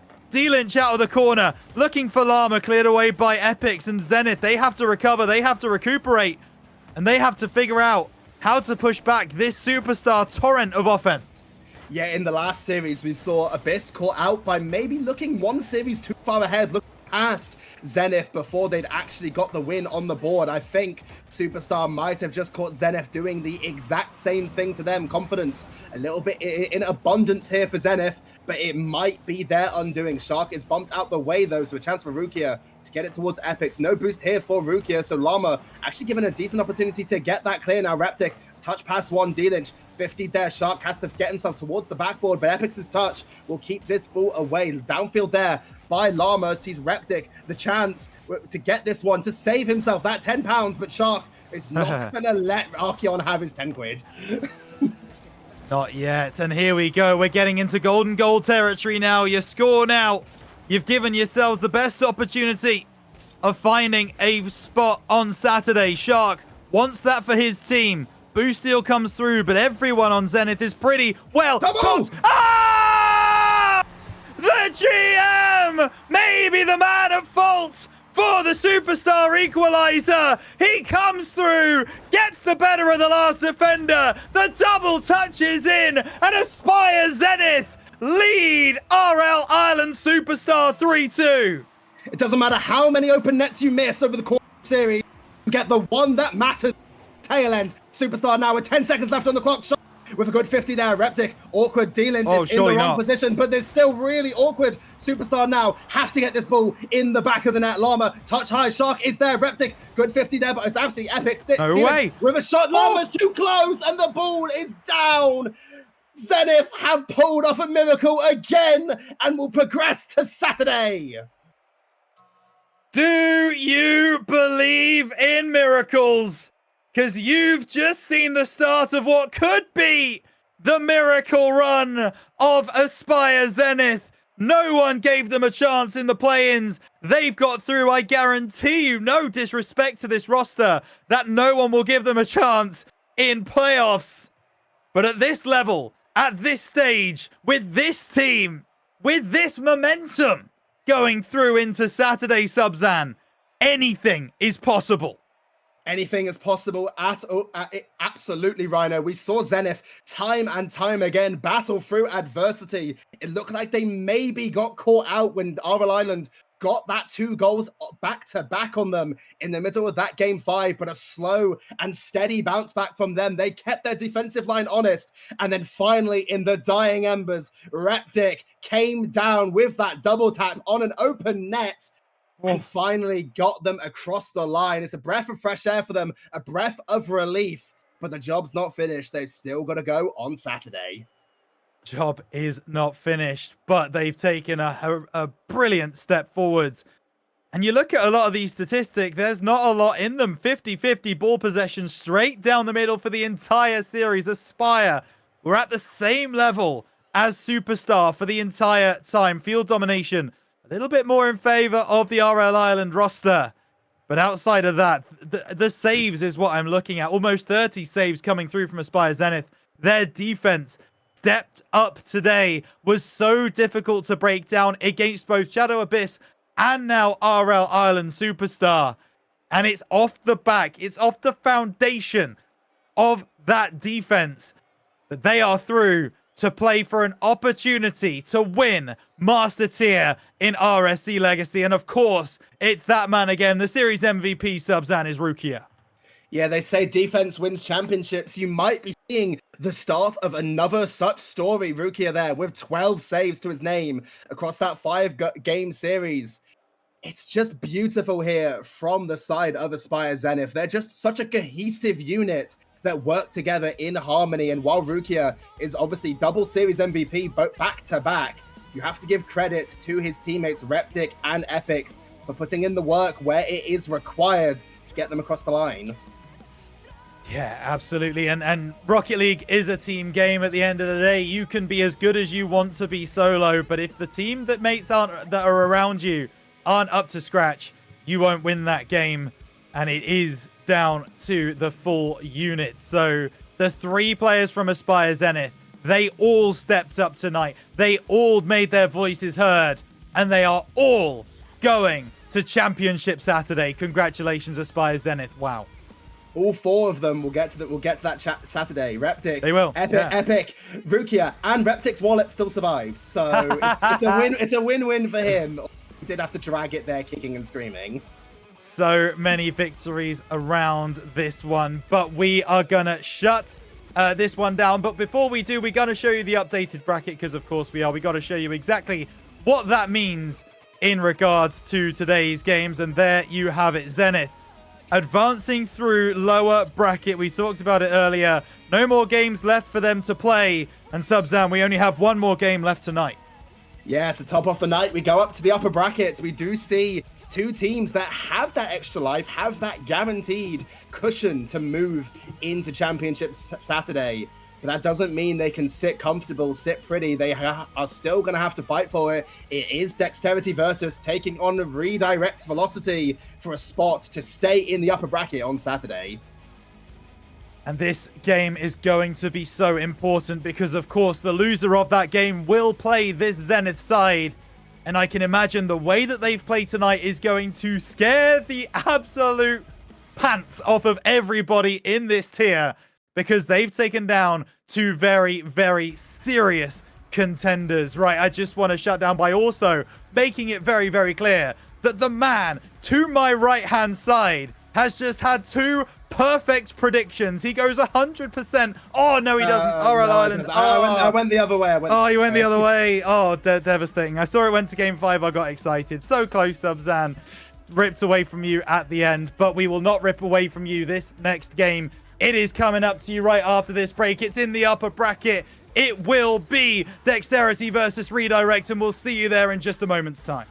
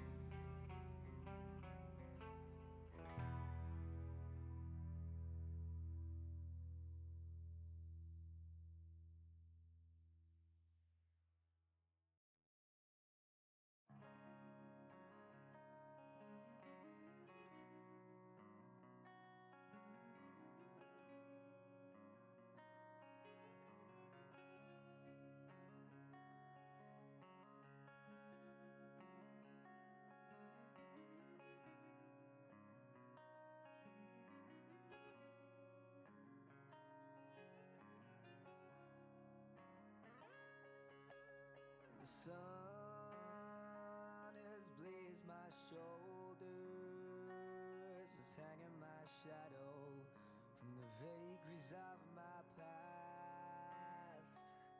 It's a story that's so familiar to anyone who's seen and done the same.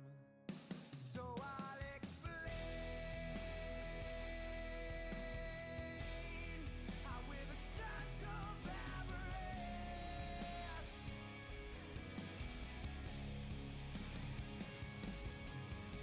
I walking forward towards my life. I could walk through every wall. I was 6 feet tall, outstripped them all, but I always wanted more.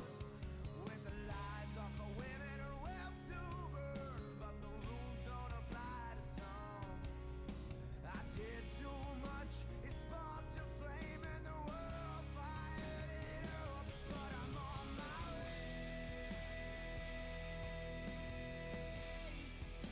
withering from the flames, and I can't complain, for I'm a son of avarice.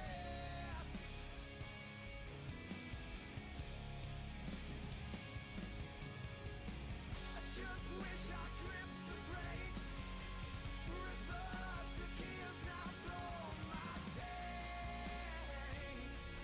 Oh yeah. There's no place, no life fulfill what I wouldn't do to see that smile once again. Oh yeah. I'm a son of avarice.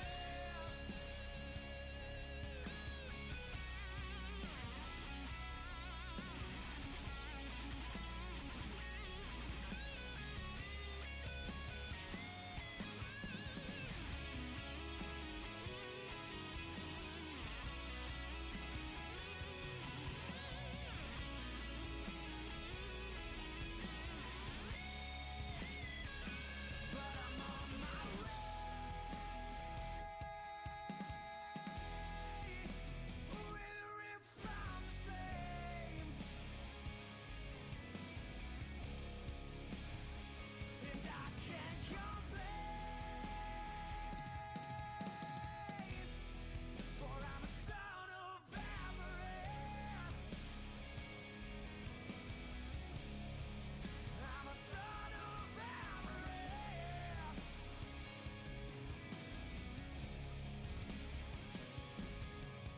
The sun has blazed my shoulders, it's hanging my shadow from the rope around my greed. I'm the storm that meets the moon. I'm the sun that will not move. Who you think you are? Who you think you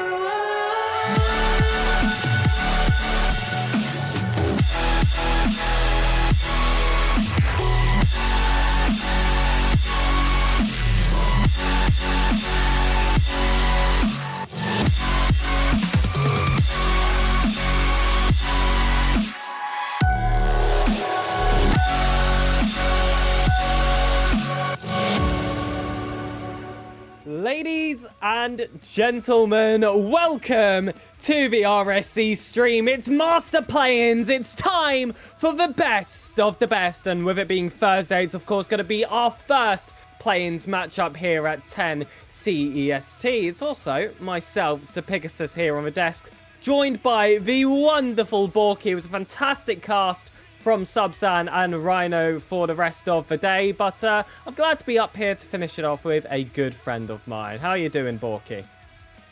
Excited to be here. I mean, as you mentioned, it's definitely going to be a hard act to follow, that brilliant casting earlier, but we do have that upper match here, and this is where all that action gets underway, especially in this uppers. We already saw Zenith go 0-2 on the day, able to make it in through the playoffs. And there's no one up for elimination in this match, but that upper bracket is so enticing. So both of these teams definitely want to secure that spot. Absolutely, you know, you're going to have to go into that lower bracket to take on that qualifying Zenith if you do end up being the losing team. And with how good they look today, I feel like both teams should be worried about that potential circumstance coming off the back of that Game 4 win against Abyss and that Game 5 win versus RL Island as well. The winner here will go on to play Team Amphibians Frogs in that upper bracket. So, I mean, there's no easy matchups, but if you're going to have a hard matchup, you'd rather have that second life in your back pocket. Oh, definitely. I mean, especially with how Zenith just played, they have the momentum now, and they definitely could make a lower run for the Centuries. So you want that extra life, as you just mentioned there, but also it gives you that little boost of confidence, knowing that you're sitting in uppers, knowing that you have some room to work with and you're able to, you know, potentially get to that grand final and have 2 chances of winning. Absolutely, but like you said, it has to be with that good start starting here on this Thursday if you want to give yourself that best shot heading into Championship Saturday, which I think naturally leads us on to our predictions. And, well, Dexterity, they are named after Virtus. We'll see if they can be as good as those in APAC. And we've also got Velocity Redirect playing at the moment, so Hazza will be listening. So bear that in mind, Borky, whilst we hear your predictions. Ooh, no, I thought about this. But I'm gonna get a little bit crazy here. Give me Redirect, obviously, but I'm gonna take them a 3-0 sweep. 3-0 sweep. Wow, obviously, as well. Obviously, hold on, that's a different level of confidence there. You know, he thought he was saying what the people were thinking here in China. I mean, I know Hazza certainly was. You could already seeing him spam, but I hope that spamming stops. I hope he isn't still driving when he hears this.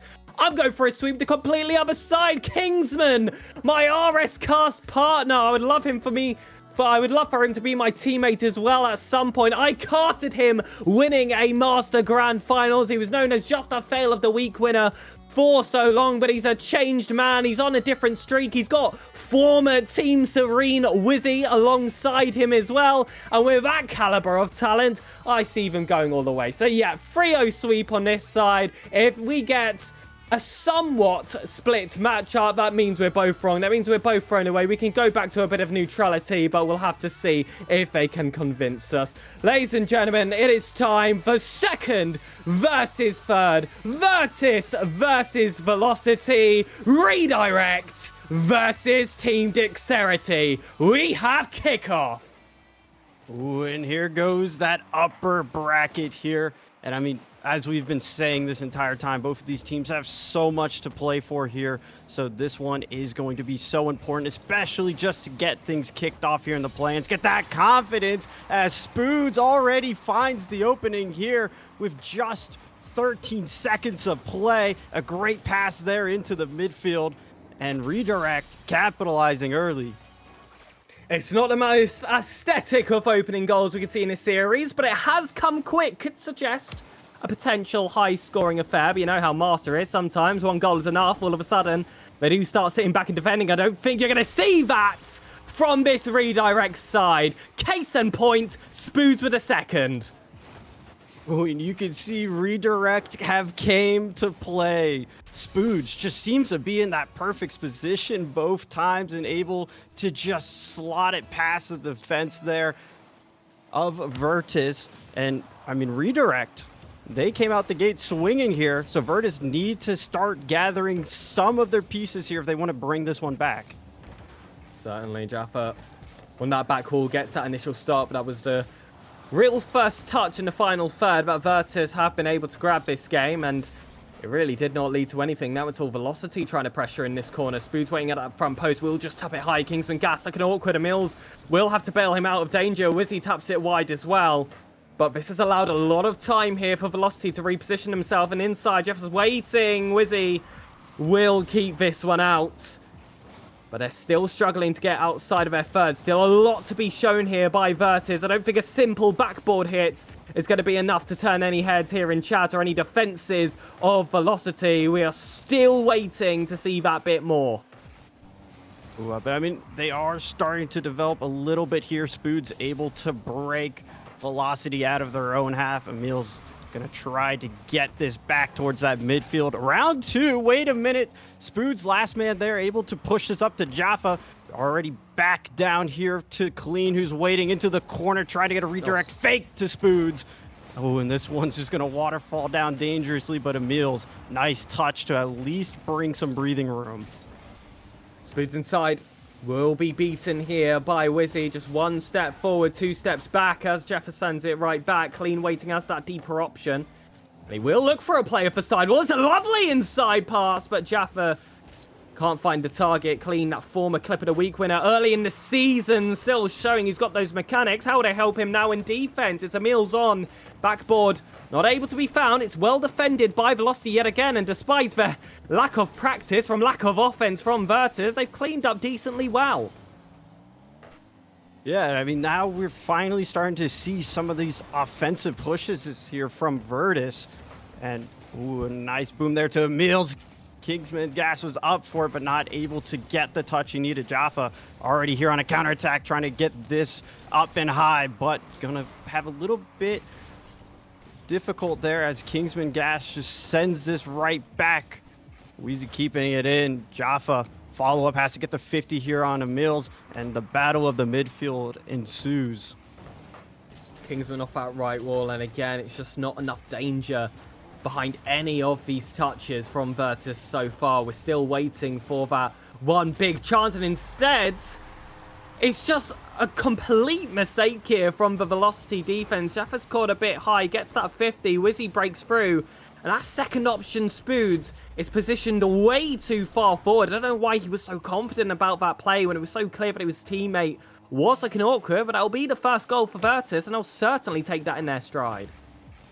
I mean, sometimes all you really need is just that first goal to open up the floodgates, as Kingsman was trying to take that down clean. Nice save, follow-up as well here to Spoods. A little bit rushed, though, and off of the side of the wall is going to follow up. Is now Kingsman here to the midfield. Was he waiting, but broken up beautifully there by Jaffa. Opportunity to follow up once again, but Emil's denies and has a play here of able to get around Clean. Up into the backboard, Wizzy shot and tied up a piece, 2 here. What a play that was. And I said they would take that first goal and try to use it for a little bit of momentum. So you see them score quickly thereafter, although it was a bit of a bunch up out of that front post. And again, Velocity missing that clear chance that they had as well. All of a sudden, the quality has dropped. It feels like that this happens in every single tier, Master included. When one team does a mistake, it seems to devolve the whole game into chaos. Wizzy, though, look to turn it back around. Some more quality! And I think that's what we came here for. I mean, just the confidence in the team as well. Kingsman getting that bump, knowing that Emil's will be sitting there and that third man position, able to just slot it away. And a sudden turn of events. There's 3 unanswered there now as Virtus takes the lead. It looks all like it was Velocity to start things off, but Virtus really have stepped into a second gear as Kingsman finds the 4th. And just the positioning here from Virtus, the confidence is surely on display now. Recently joined DSQ, now here for Virtus. I mean, who knows where his allegiances lie? Either way, still extremely strong on his own here. Jaffa wanting to send it across to Spoods. And that 2-man passing play look to come together. Instead, it was just a 50 blocks. Clean will throw it over. Kingsman Gas is ready and waiting. Wizzy will get that 50 towards Emil's. You see every single Virtus player involved in this attack. They've started to get it together, but that disruption from Velocity could cause issues. There's a backboard there for Clean, but can't quite find the target now with 40 seconds left. 2 goals required. There's a lot to be asked for here from Velocity, and we were saying the opposite towards Virtus. Yeah, I mean, Virtus just completely flipping the script here for Velocity. Now they're in scramble mode, less than 30 seconds here. and Virtus just looks to want to run up that score even more. A nice save there from Clean, but it might be a little bit too late as now the final 10 hits the clock. They need something now and a prayer on the kickoff, but it doesn't look like that's the case as Wizzy just kills time. Emil's nice touch there to deny a shot, and Virtus take game number 1. What a turnaround that was for Team Dexterity. They started off a little bit flat-footed, a little bit lethargic. They needed some time just to ease themselves into the series, into the play-ins format as well. And they did exactly that in rather quick fashion. Towards the second half of that game, you could see them ramp themselves up. And despite that 2-goal deficit, they earned that in their favor themselves. I mean, 4 goals in such quick succession. This should be a huge cause of concern here for Redirect, should they allow that train to keep on rolling. Yeah, I mean, like, to start that game off, it was all Spoods. Spoods was doing all the heavy lifting there, and then it kind of just fell into that defense. Once Virtus was able to figure out how to get past that third man and be able to, you know, kind of develop that momentum there, it was really just defense simulator for Redirect. So need to figure out how to prevent Virtus from getting past that midfield as they had already to start that game off. But some serious questions need to be asked if Virtus is going to keep up that pace of play. Absolutely, and just, well, there were some mistakes as well from Velocity heading late into the game. That one open net opportunity miss, which I think really would have been a good way to claw themselves back into that game, potentially even take it. But still, I feel like with that break between Game 1 and Game 2, that little bit of downtime, these are master plays at the end of the day. They've got bucket loads of experience behind them. I'm sure they'll be fine, and we'll see if the Mean Green Machines of Virtus can keep the streak going. Ooh, I mean, just already off of the kickoff, Wizzy able to just follow that up. The Redirect player taken off of the pitch, out of the equation, and just an easy little slot there. Able to get that lead early on here, but it is up to Velocity to respond. They're in Masters for a reason, and you need to show that composure here now. Spoods waiting to throw this one back over. Velocity looking to try and respond quick. Wizzy will get the block at the front post. The follow-up touch is nice, but Clean was lurking for a deeper play. Mills and Kingsman were both up for those first touches. They've been able to recover themselves well, but Spoods with a drop down finds Jaffa. That's a double commit in the net as well. Clean looks to make quick work of it. Spoods is still about. It's lots of pressure there from Velocity, but that final Venom getting it over the line wasn't quite there, and it still will not be. What a save from Wizzy, despite the demos, despite the opening up of the defense. Virtus always seemingly have another plan, but as does Velocity. Clean up the ceiling. Will that be enough? Absolutely not. And you have to ask, if you're Velocity, how many more shot opportunities do you have to put on before something gets past? But Virtus able to just hold time and time again, and now an opportunity for themselves here to put some real threat against Velocity. Emil's going to keep this one in, try to get this back into the middle. Clean, nice touch as Wizzy was breathing down his neck. Oh, but a quick shot off on the rip here. Emil's had to make a diving save for it. Follow up Jaffa, but nobody from Velocity to connect. And Kingsman waits low. Wizzy wants it over. It's still only a 1-goal deficit. This is a sensitive scoreline to try and hold on to. And if Velocity just get that one chance, not to say they haven't had plenty, you could see this game completely turn on its head. And with this series being a best of 5, that'll make a huge difference. It'll be great progress for them. They do not want to concede a potential sweeping opportunity towards Team Dexterity. And Mills with the block again. It has been all Virtus on the defense. If you put your hands over the scoreline, you'd assume Velocity would be winning right now. Yeah, definitely, especially the way that Velocity has been locking down that side of the pitch. Opportunity there for Wizzy, just not enough boost to put it on target. They might come back to haunt because now Velocity's already back here on this pressure. Clean off the post. Jaffa opportunity finally. 20th time is the charm as Velocity even things out here. 20th is being generous, but Velocity eventually finding that opening. You've got to give some credit there to the defenses of Virtus. but they were not able to transition. They couldn't get themselves out of their half. Velocity ultimately having all that pressure, and now they'll be looking like the favorite team to take that game win. I'll be interested to see if we'll see a change in strategy from Virtus. Maybe it was part of their plan just to hold on to one goal, but it just seems uncharacteristic. That being said, you can immediately take more front footing after this kickoff. You saw a higher charge forward. They looked like they had more intention with these touches to keep it close. Kingsman certainly not wanting that one taken away from him. What's the second here on the corner?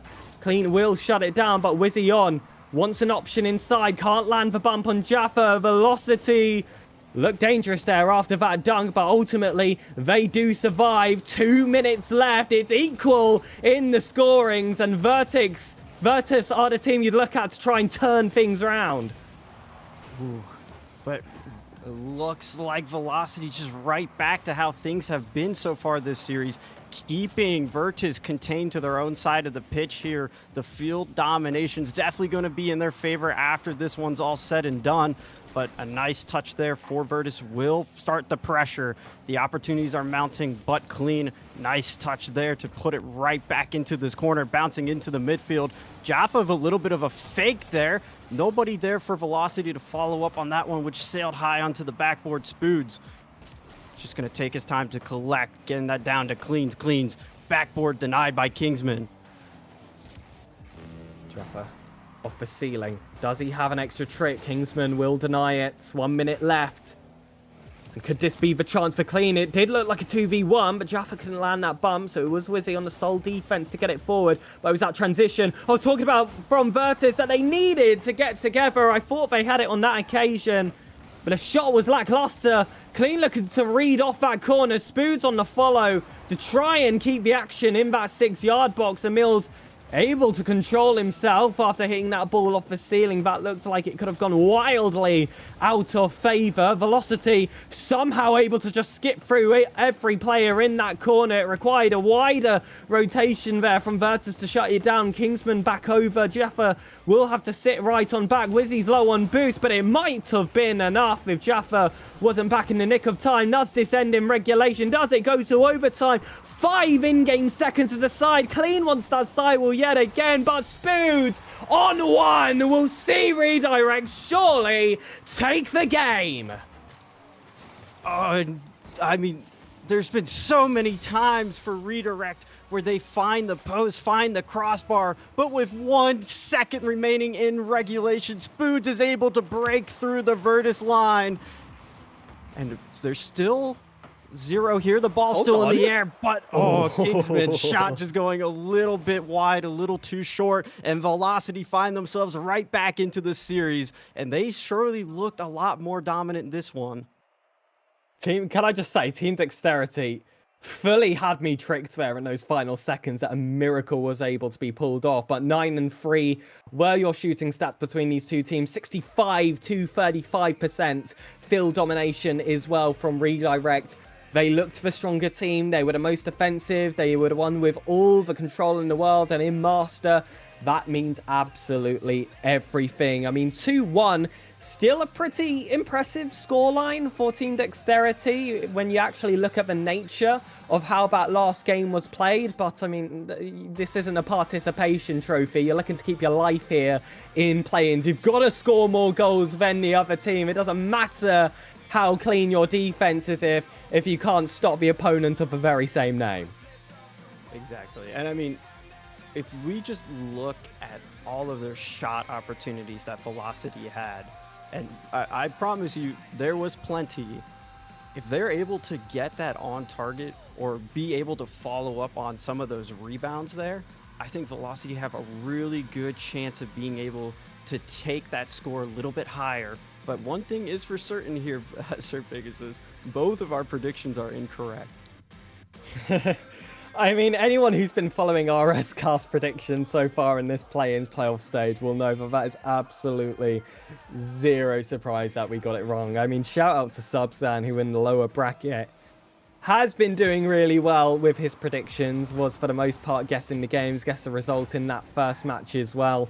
So fair play to him. Unfortunately, we can have his wisdom on the broadcast, but I guess we will do. Kingsman getting it over. Velocity continuing where they left off. It's bunch of attack here for Virtus to soak up, but hold on, in this counter-attack, Vizzy might have a chance. Clean with the block. Jaffa will get it back forward. Did think about going for that flip reset, but either way, Emils was not tricked, positioned himself well to defend that halfway line as if it was his goal. He will turn on this one with 100 boost, and that's got to be a sign of danger for the defenses. Though that heavy touch is going to put it out of favor. Kingsman doesn't get the read. Wizzy, though, has open space, has an option as well with Emils coming in off that right wall. Kingsman again with that block. He was quick to pick up that 100 boost. When Virtus get it together, they can really be menacing, but I just feel like they don't have that same consistency in offense, in keeping the pressure like Velocity do. But when they do get there, my goodness, you've got to be on your best behavior. Yeah, just the ability from anybody on Virtus to be able to bring out one of these solos plays is so threatening, which is why Velocity did such a good job of keeping them on their own side of the field the entirety of that last game. It looks to be a little bit of a different story here, though. Definitely Virtus has a trick up their sleeve, as now they're being able to put on some more pressure. Wizzy being out by Spoods, trying to get this back across the midfield. Kingsman, nice 50 there from Wizzy, Jeff off that corner. Spoods wants it to land here for clean. Kingsman gassing for that first chance. We've typically gotten goals a little bit earlier in the game. This hasn't been the case in the third. Well, when you're fighting to get yourself on that match point, it can force the best out of two teams, and still not enough for Velocity. It's been a much more even game compared to the first and second. Virtus with a bit more forward space. Kingsman can't find the angle, almost found a teammate. Instead, it's a black car of Velocity to try and launch the counter. That bump doesn't land on Wizzy. But even still, there was that second and third option behind. Virtus know how to drop back and defend. It's why, despite the onslaught Velocity got on them last game, they only could survive via overtime to get themselves their game. Spoods, that might be on target. Does Wizzy get back in time? Just about. Tips it to the corner. There's a little bit of space here for Virtus. It can be shut down quick, but when you're getting all these heavy touches forced, it feels like a bit of a game of ping pong, rather back and forth, end-to-end action. We're just waiting for that first team to break through. Yeah, no clear favorites yet here in game number 3. Both teams just kind of, I would say, playing this one a little bit more passive. Haven't seen anything too crazy, not making those real big mistakes. But wait a minute, Wizzy has an open net as he's able to get it past the last man there for Velocity. And I mean, just the patience to be able to go for that. Jaffa's not able to get home in time, not enough boost. And we see now Virtus able to capitalize on those counterattack opportunities now that they're able to develop them. And it was just one miscalculation from that Velocity defense to allow that first goal. And that's all you really need here in the Master Division. These players are good enough that you show them that slight gap, they will somehow weasel their way through. Wizzy on 0 boost, 0 problems though, will still challenge close. Kingsman pops it up. Emil should have the read, but Spoods was waiting as that lower option. Bailed away, didn't want to play for 50s, wanted a dunk instead, and that did play in Velocity's favor, but they're still hunting for that goal. They'll be just shy of 4 minutes without one, and they're going to need 2, because Kingsman Gas has doubled the lead of Dexterity shortly after they've grabbed their first. Oh, that was just such a nice pass there from Emils, and then Kingsman Gas finishing up and doing the rest of the work there, getting a nice little cushion as a minute 16 remains on the clock here. And Velocity really need to find something quick if they have hopes of taking lead here in this series. Jaffa trying to get that around, but beautifully defended as now Wizzy taking this into the corner, dropping this down into the midfield. Spoos, nice save, has to get beaten out here by Clean. Nobody there for the follow-up, though. It looks like the boost isn't in their favor. Emil's opportunity, 1v1 against Emil's, but Spoods able to just push that aside. Kingsman will drop this down to Emil's. Could this be the third? Could this be the nail in the coffin? Technically, there's still some bit of life from Velocity. There's still a little bit of twitch in their play, but Virtus looking to put them out of their misery. 30 seconds remaining. Both teams hear that call. It's going to be extremely long for Virtus, and it's going to go lightning quick for Velocity, just like Kingsman. Back on the counter, Spoot will block. And despite the high boost count, Emil's unfazed challenges there. That's a huge mistake coming from Kingsman, but with the second and the third packed behind, and that fourth player of the clock all playing in Virtus' favor, there's really no doubt about it anymore. Team Dexterity go on match point. Velocity require 2 in a row if they want to hold on to that second life. Ooh, 2 opportunities now for Virtus to close things out here. And I mean, just when we thought that things were starting to look in favor of Velocity, they were able to control a majority of that domination. Virtus had something hidden up their sleeve and were able to just completely subvert all expectations heading into that third game. And man, I honestly could see this one going all the way to game 5. The way that this series has been playing out, both of these teams just seem so back and forth. It just really boils down to those small little mistakes that can cost you. And I speak for ourselves and anyone here in chat. Whatever you know about Rocket League, throw it out the window. It simply doesn't matter when these two teams face. I mean, did anyone expect that Team Dexterity would have more goals than redirects after game 3, after seeing how that second one went? This is just what can happen in Master. That switch can flick so quickly. There's so much quality on these teams and clutch potential that you truly do not know where these games will end. So sit back, relax, enjoy the show. Beckwith Park Midnight will be our scene here for game 4. Will Virtus get it done, or can Velocity send us packing to Champions Field? Ooh, again, none of these teams are eliminated, but you're playing for that upper bracket. You want all of those opportunities, all of those lives, and already Wizzy opens up the scoring quickly again here for Virtus.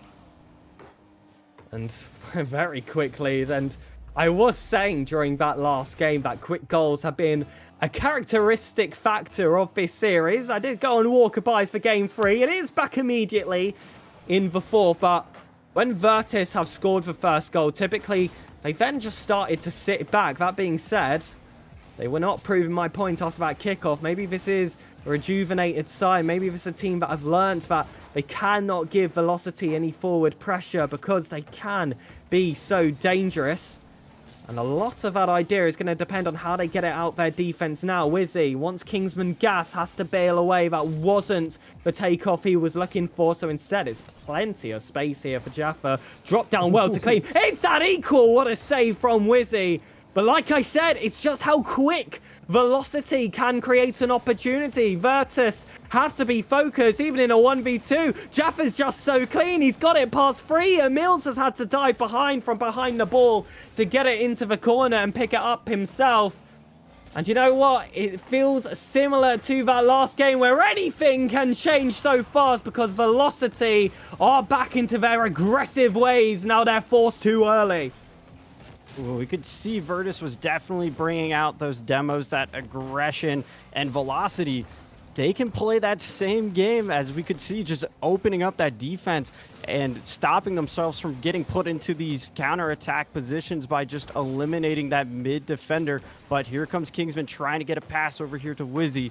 Not able to get a good enough touch as Boots just clears this. Nice touch there from Emils, but it will go right to Jaffa. And it is looking like Velocity might get stuck on their own half here if they're not careful, because we saw in that last game, this midfield control that Virtus is able to put on, that is absolutely a game changer. A big blunder there on the goal line. Kingsman not able to get it through, and Velocities take a sigh of relief. Counterattack, Jaffa, no! Oh, it was a sigh of relief and a sigh of dismay. That should have been the equalizer. Both teams having their chances now to make a change to that score sheet. It's not quite come together. It's been a little bit sloppy in front of that final line. And who will end up in more danger? Surely Velocity.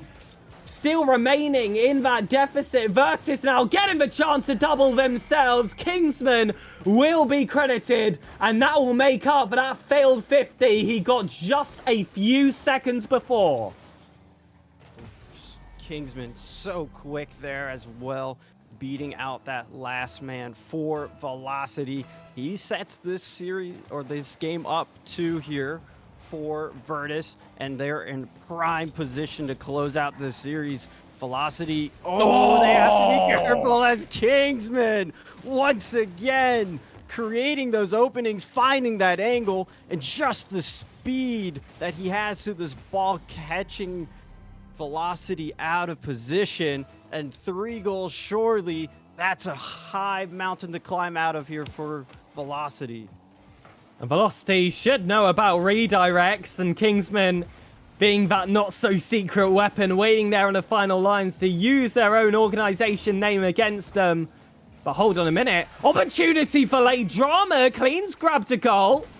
And we have seen 4 goals in quick succession come from one of these teams in game 1. Could that repeat? Color switched here in the 4th. I'm interested. Ooh, and as we said earlier, sometimes all you need is that 1 goal. There still is 2 minutes on the clock. You're only down 2, so it's definitely doable. A goal a minute here for Velocity, but one factor is that Virtus has been playing so lights out this game, but that pass into the midfield, Velocity was finally able to get a connection on it, so that might be that confidence boost that they need. But in order to keep hopes alive of that upper, they do need to get out of their own half, as finally Clean will get a touch good enough to bring a little bit relief to that pressure. The upper journey is long. The lowers is that much greater. To keep that easy path, Velocity have to come back. That shot from Spoods, well defended there by Wizzy, but they will not concede a 4th. It's still in reach. 2 goals required in 75 seconds. We've all seen this many times before, but a master level defense is going to be so hard to break, and Virtus have shown us what they can do in that regard, even when they've been having to soak up all the pressure that Velocity have at them. But when that desperation plays a factor, will it shift Velocity up a gear, or will it allow the more calm, composed Virtus to continue to walk all over them? Already 35 seconds past, Velocity still looking for that same amount. It might just increase if Virtus can take advantage of that attack, but it looks like they don't want it. It's going to be a defensive game. When you can see the sense of urgency increasing here for Velocity, trying to pick up the pace of this game. Emil's just running that clock down opportunity. That post is going to be a savior there for Velocity, but they need somebody to get onto this ball. Under 20 seconds left to play here. The opportunities are getting fewer and fewer, as Kingsman had a shot there as well, but just the follow-up here, stuck in their own half. 5 on the clock. Velocity looks like they will be dropping to lowers. Virtus advance through uppers. What a performance that was from Team Dexterity. There was a moment where, dare I say, they looked a fair bit stuck in the mud. It required a lot of effort there from Kingsman, Emils, and Wizzy to turn around their fortunes, because there are so many teams that after that dominant game loss they faced there from Redirect would have completely derailed for the remainder of the series, but they came out swinging in that next game, got a majority of the shots, even if it was only 1 extra, and built off the back of that in that final game, where admittedly, it didn't really look all that in doubt. Sure, you could say Redirect got that 1 goal, and maybe there was a small glimmer of hope for those in chat that are faithfuls to Redirect. But as soon as that next kickoff was taken and play continued, you could tell that Team Dexterity had locked it down. You have that faith, you have that trust in Dexterity from previous performances that they're able to lock it down. And well, it was just a really professional end overall from Virtus. So fair play, a well-deserved game 4. And I briefly mentioned that we do have our S-Cast predictions, and Kingsman is a part of them. And well, he did not underestimate his opponent. He predicted himself a game 4 victory in this upper finals, and he was correct. So I wonder if he also predicted this Wizzy masterclass. 5 goals, 5 demos, 9 saves, all coming out of 12 shots. What a performance for Team Dexterity man had. Yeah, Wizzy definitely stepping up big in some of those key and crucial moments there for Virtus. Honestly, I feel like everyone on Virtus really did step up to the occasion, and it didn't really feel like one player was that sole key focus on the pitch. And I mean, that's just the confidence you need to have, especially in these playoffs, is that trust in your teammates, knowing that everyone's going to do exactly as expected. Velocity, as we mentioned, aren't out though. They will have to face off against Zenith, which that's going to be a very exciting match when that does come around. So don't have to be too down in the dumps about that one. Plenty of chances. The playoffs are still young, but what a series that was there. Oh, it was absolutely incredible, and Team Dexterity living up to the name because they're so flexible between those 3 players. I feel like a lot of times Kingsman is considered this wild card, but there's a reason he's been on 2 successful teams in a row in the highest tier that RSC has to offer. He's a good fit, he keeps the vibes high, he can play around his teammates, he picks the right teammates to play around him as well. That is a part of the management factor of RSC, and he's absolutely smashed it. And when you do look at Velocity now, going in that lower bracket against the Zenith side, of course led by Rukia, that have that big powerhouse factor behind them, surely one of those teams is going to come out disappointed no matter the result. I mean, Rukia is surely going to be looking for a deep run here in RSC Master, and Velocity coming in as that 2nd or 3rd seed from their conference, they're going to be very annoyed if they get 0-2'd as well. Most definitely. And then we can also see they're up in the uppers. Frogs do finally have their opponent lined up for them, going first in the Glaciers Conference, now taking on Virtus over from the Ignis Conference. And that one, I mean, all of these games, especially in Masters, just the quality and level of play. I'm excited for every single game that we have remaining for us in the playoffs for the rest of this week. Absolutely. Fingers crossed that we save the best till last. I mean, in terms of quality, Master are very clearly the highest caliber we have to offer. Still a lot of exciting players still left to see in the bracket. You saw the likes of Rukia today, of Shark, of Kingsman Gas, if you will. But tomorrow you are going to have the likes of Jazz and Cash, for example, to get excited to witness in that upper bracket. So if you haven't already, please do follow the RSC channel. It is all year round now. We've got the legacy format and the draft format as well to keep us going, and we do want to thank our sponsors as well for allowing these leagues to run, that being Badass and Royal 5, alongside of course our Epic Games creator code RSC-EU. This has been myself, the Pegasus, alongside the wonderful Borky, of course produced by the wonderful Stingray as well. We'll see you all tomorrow for some more Master RSC action. Goodbye.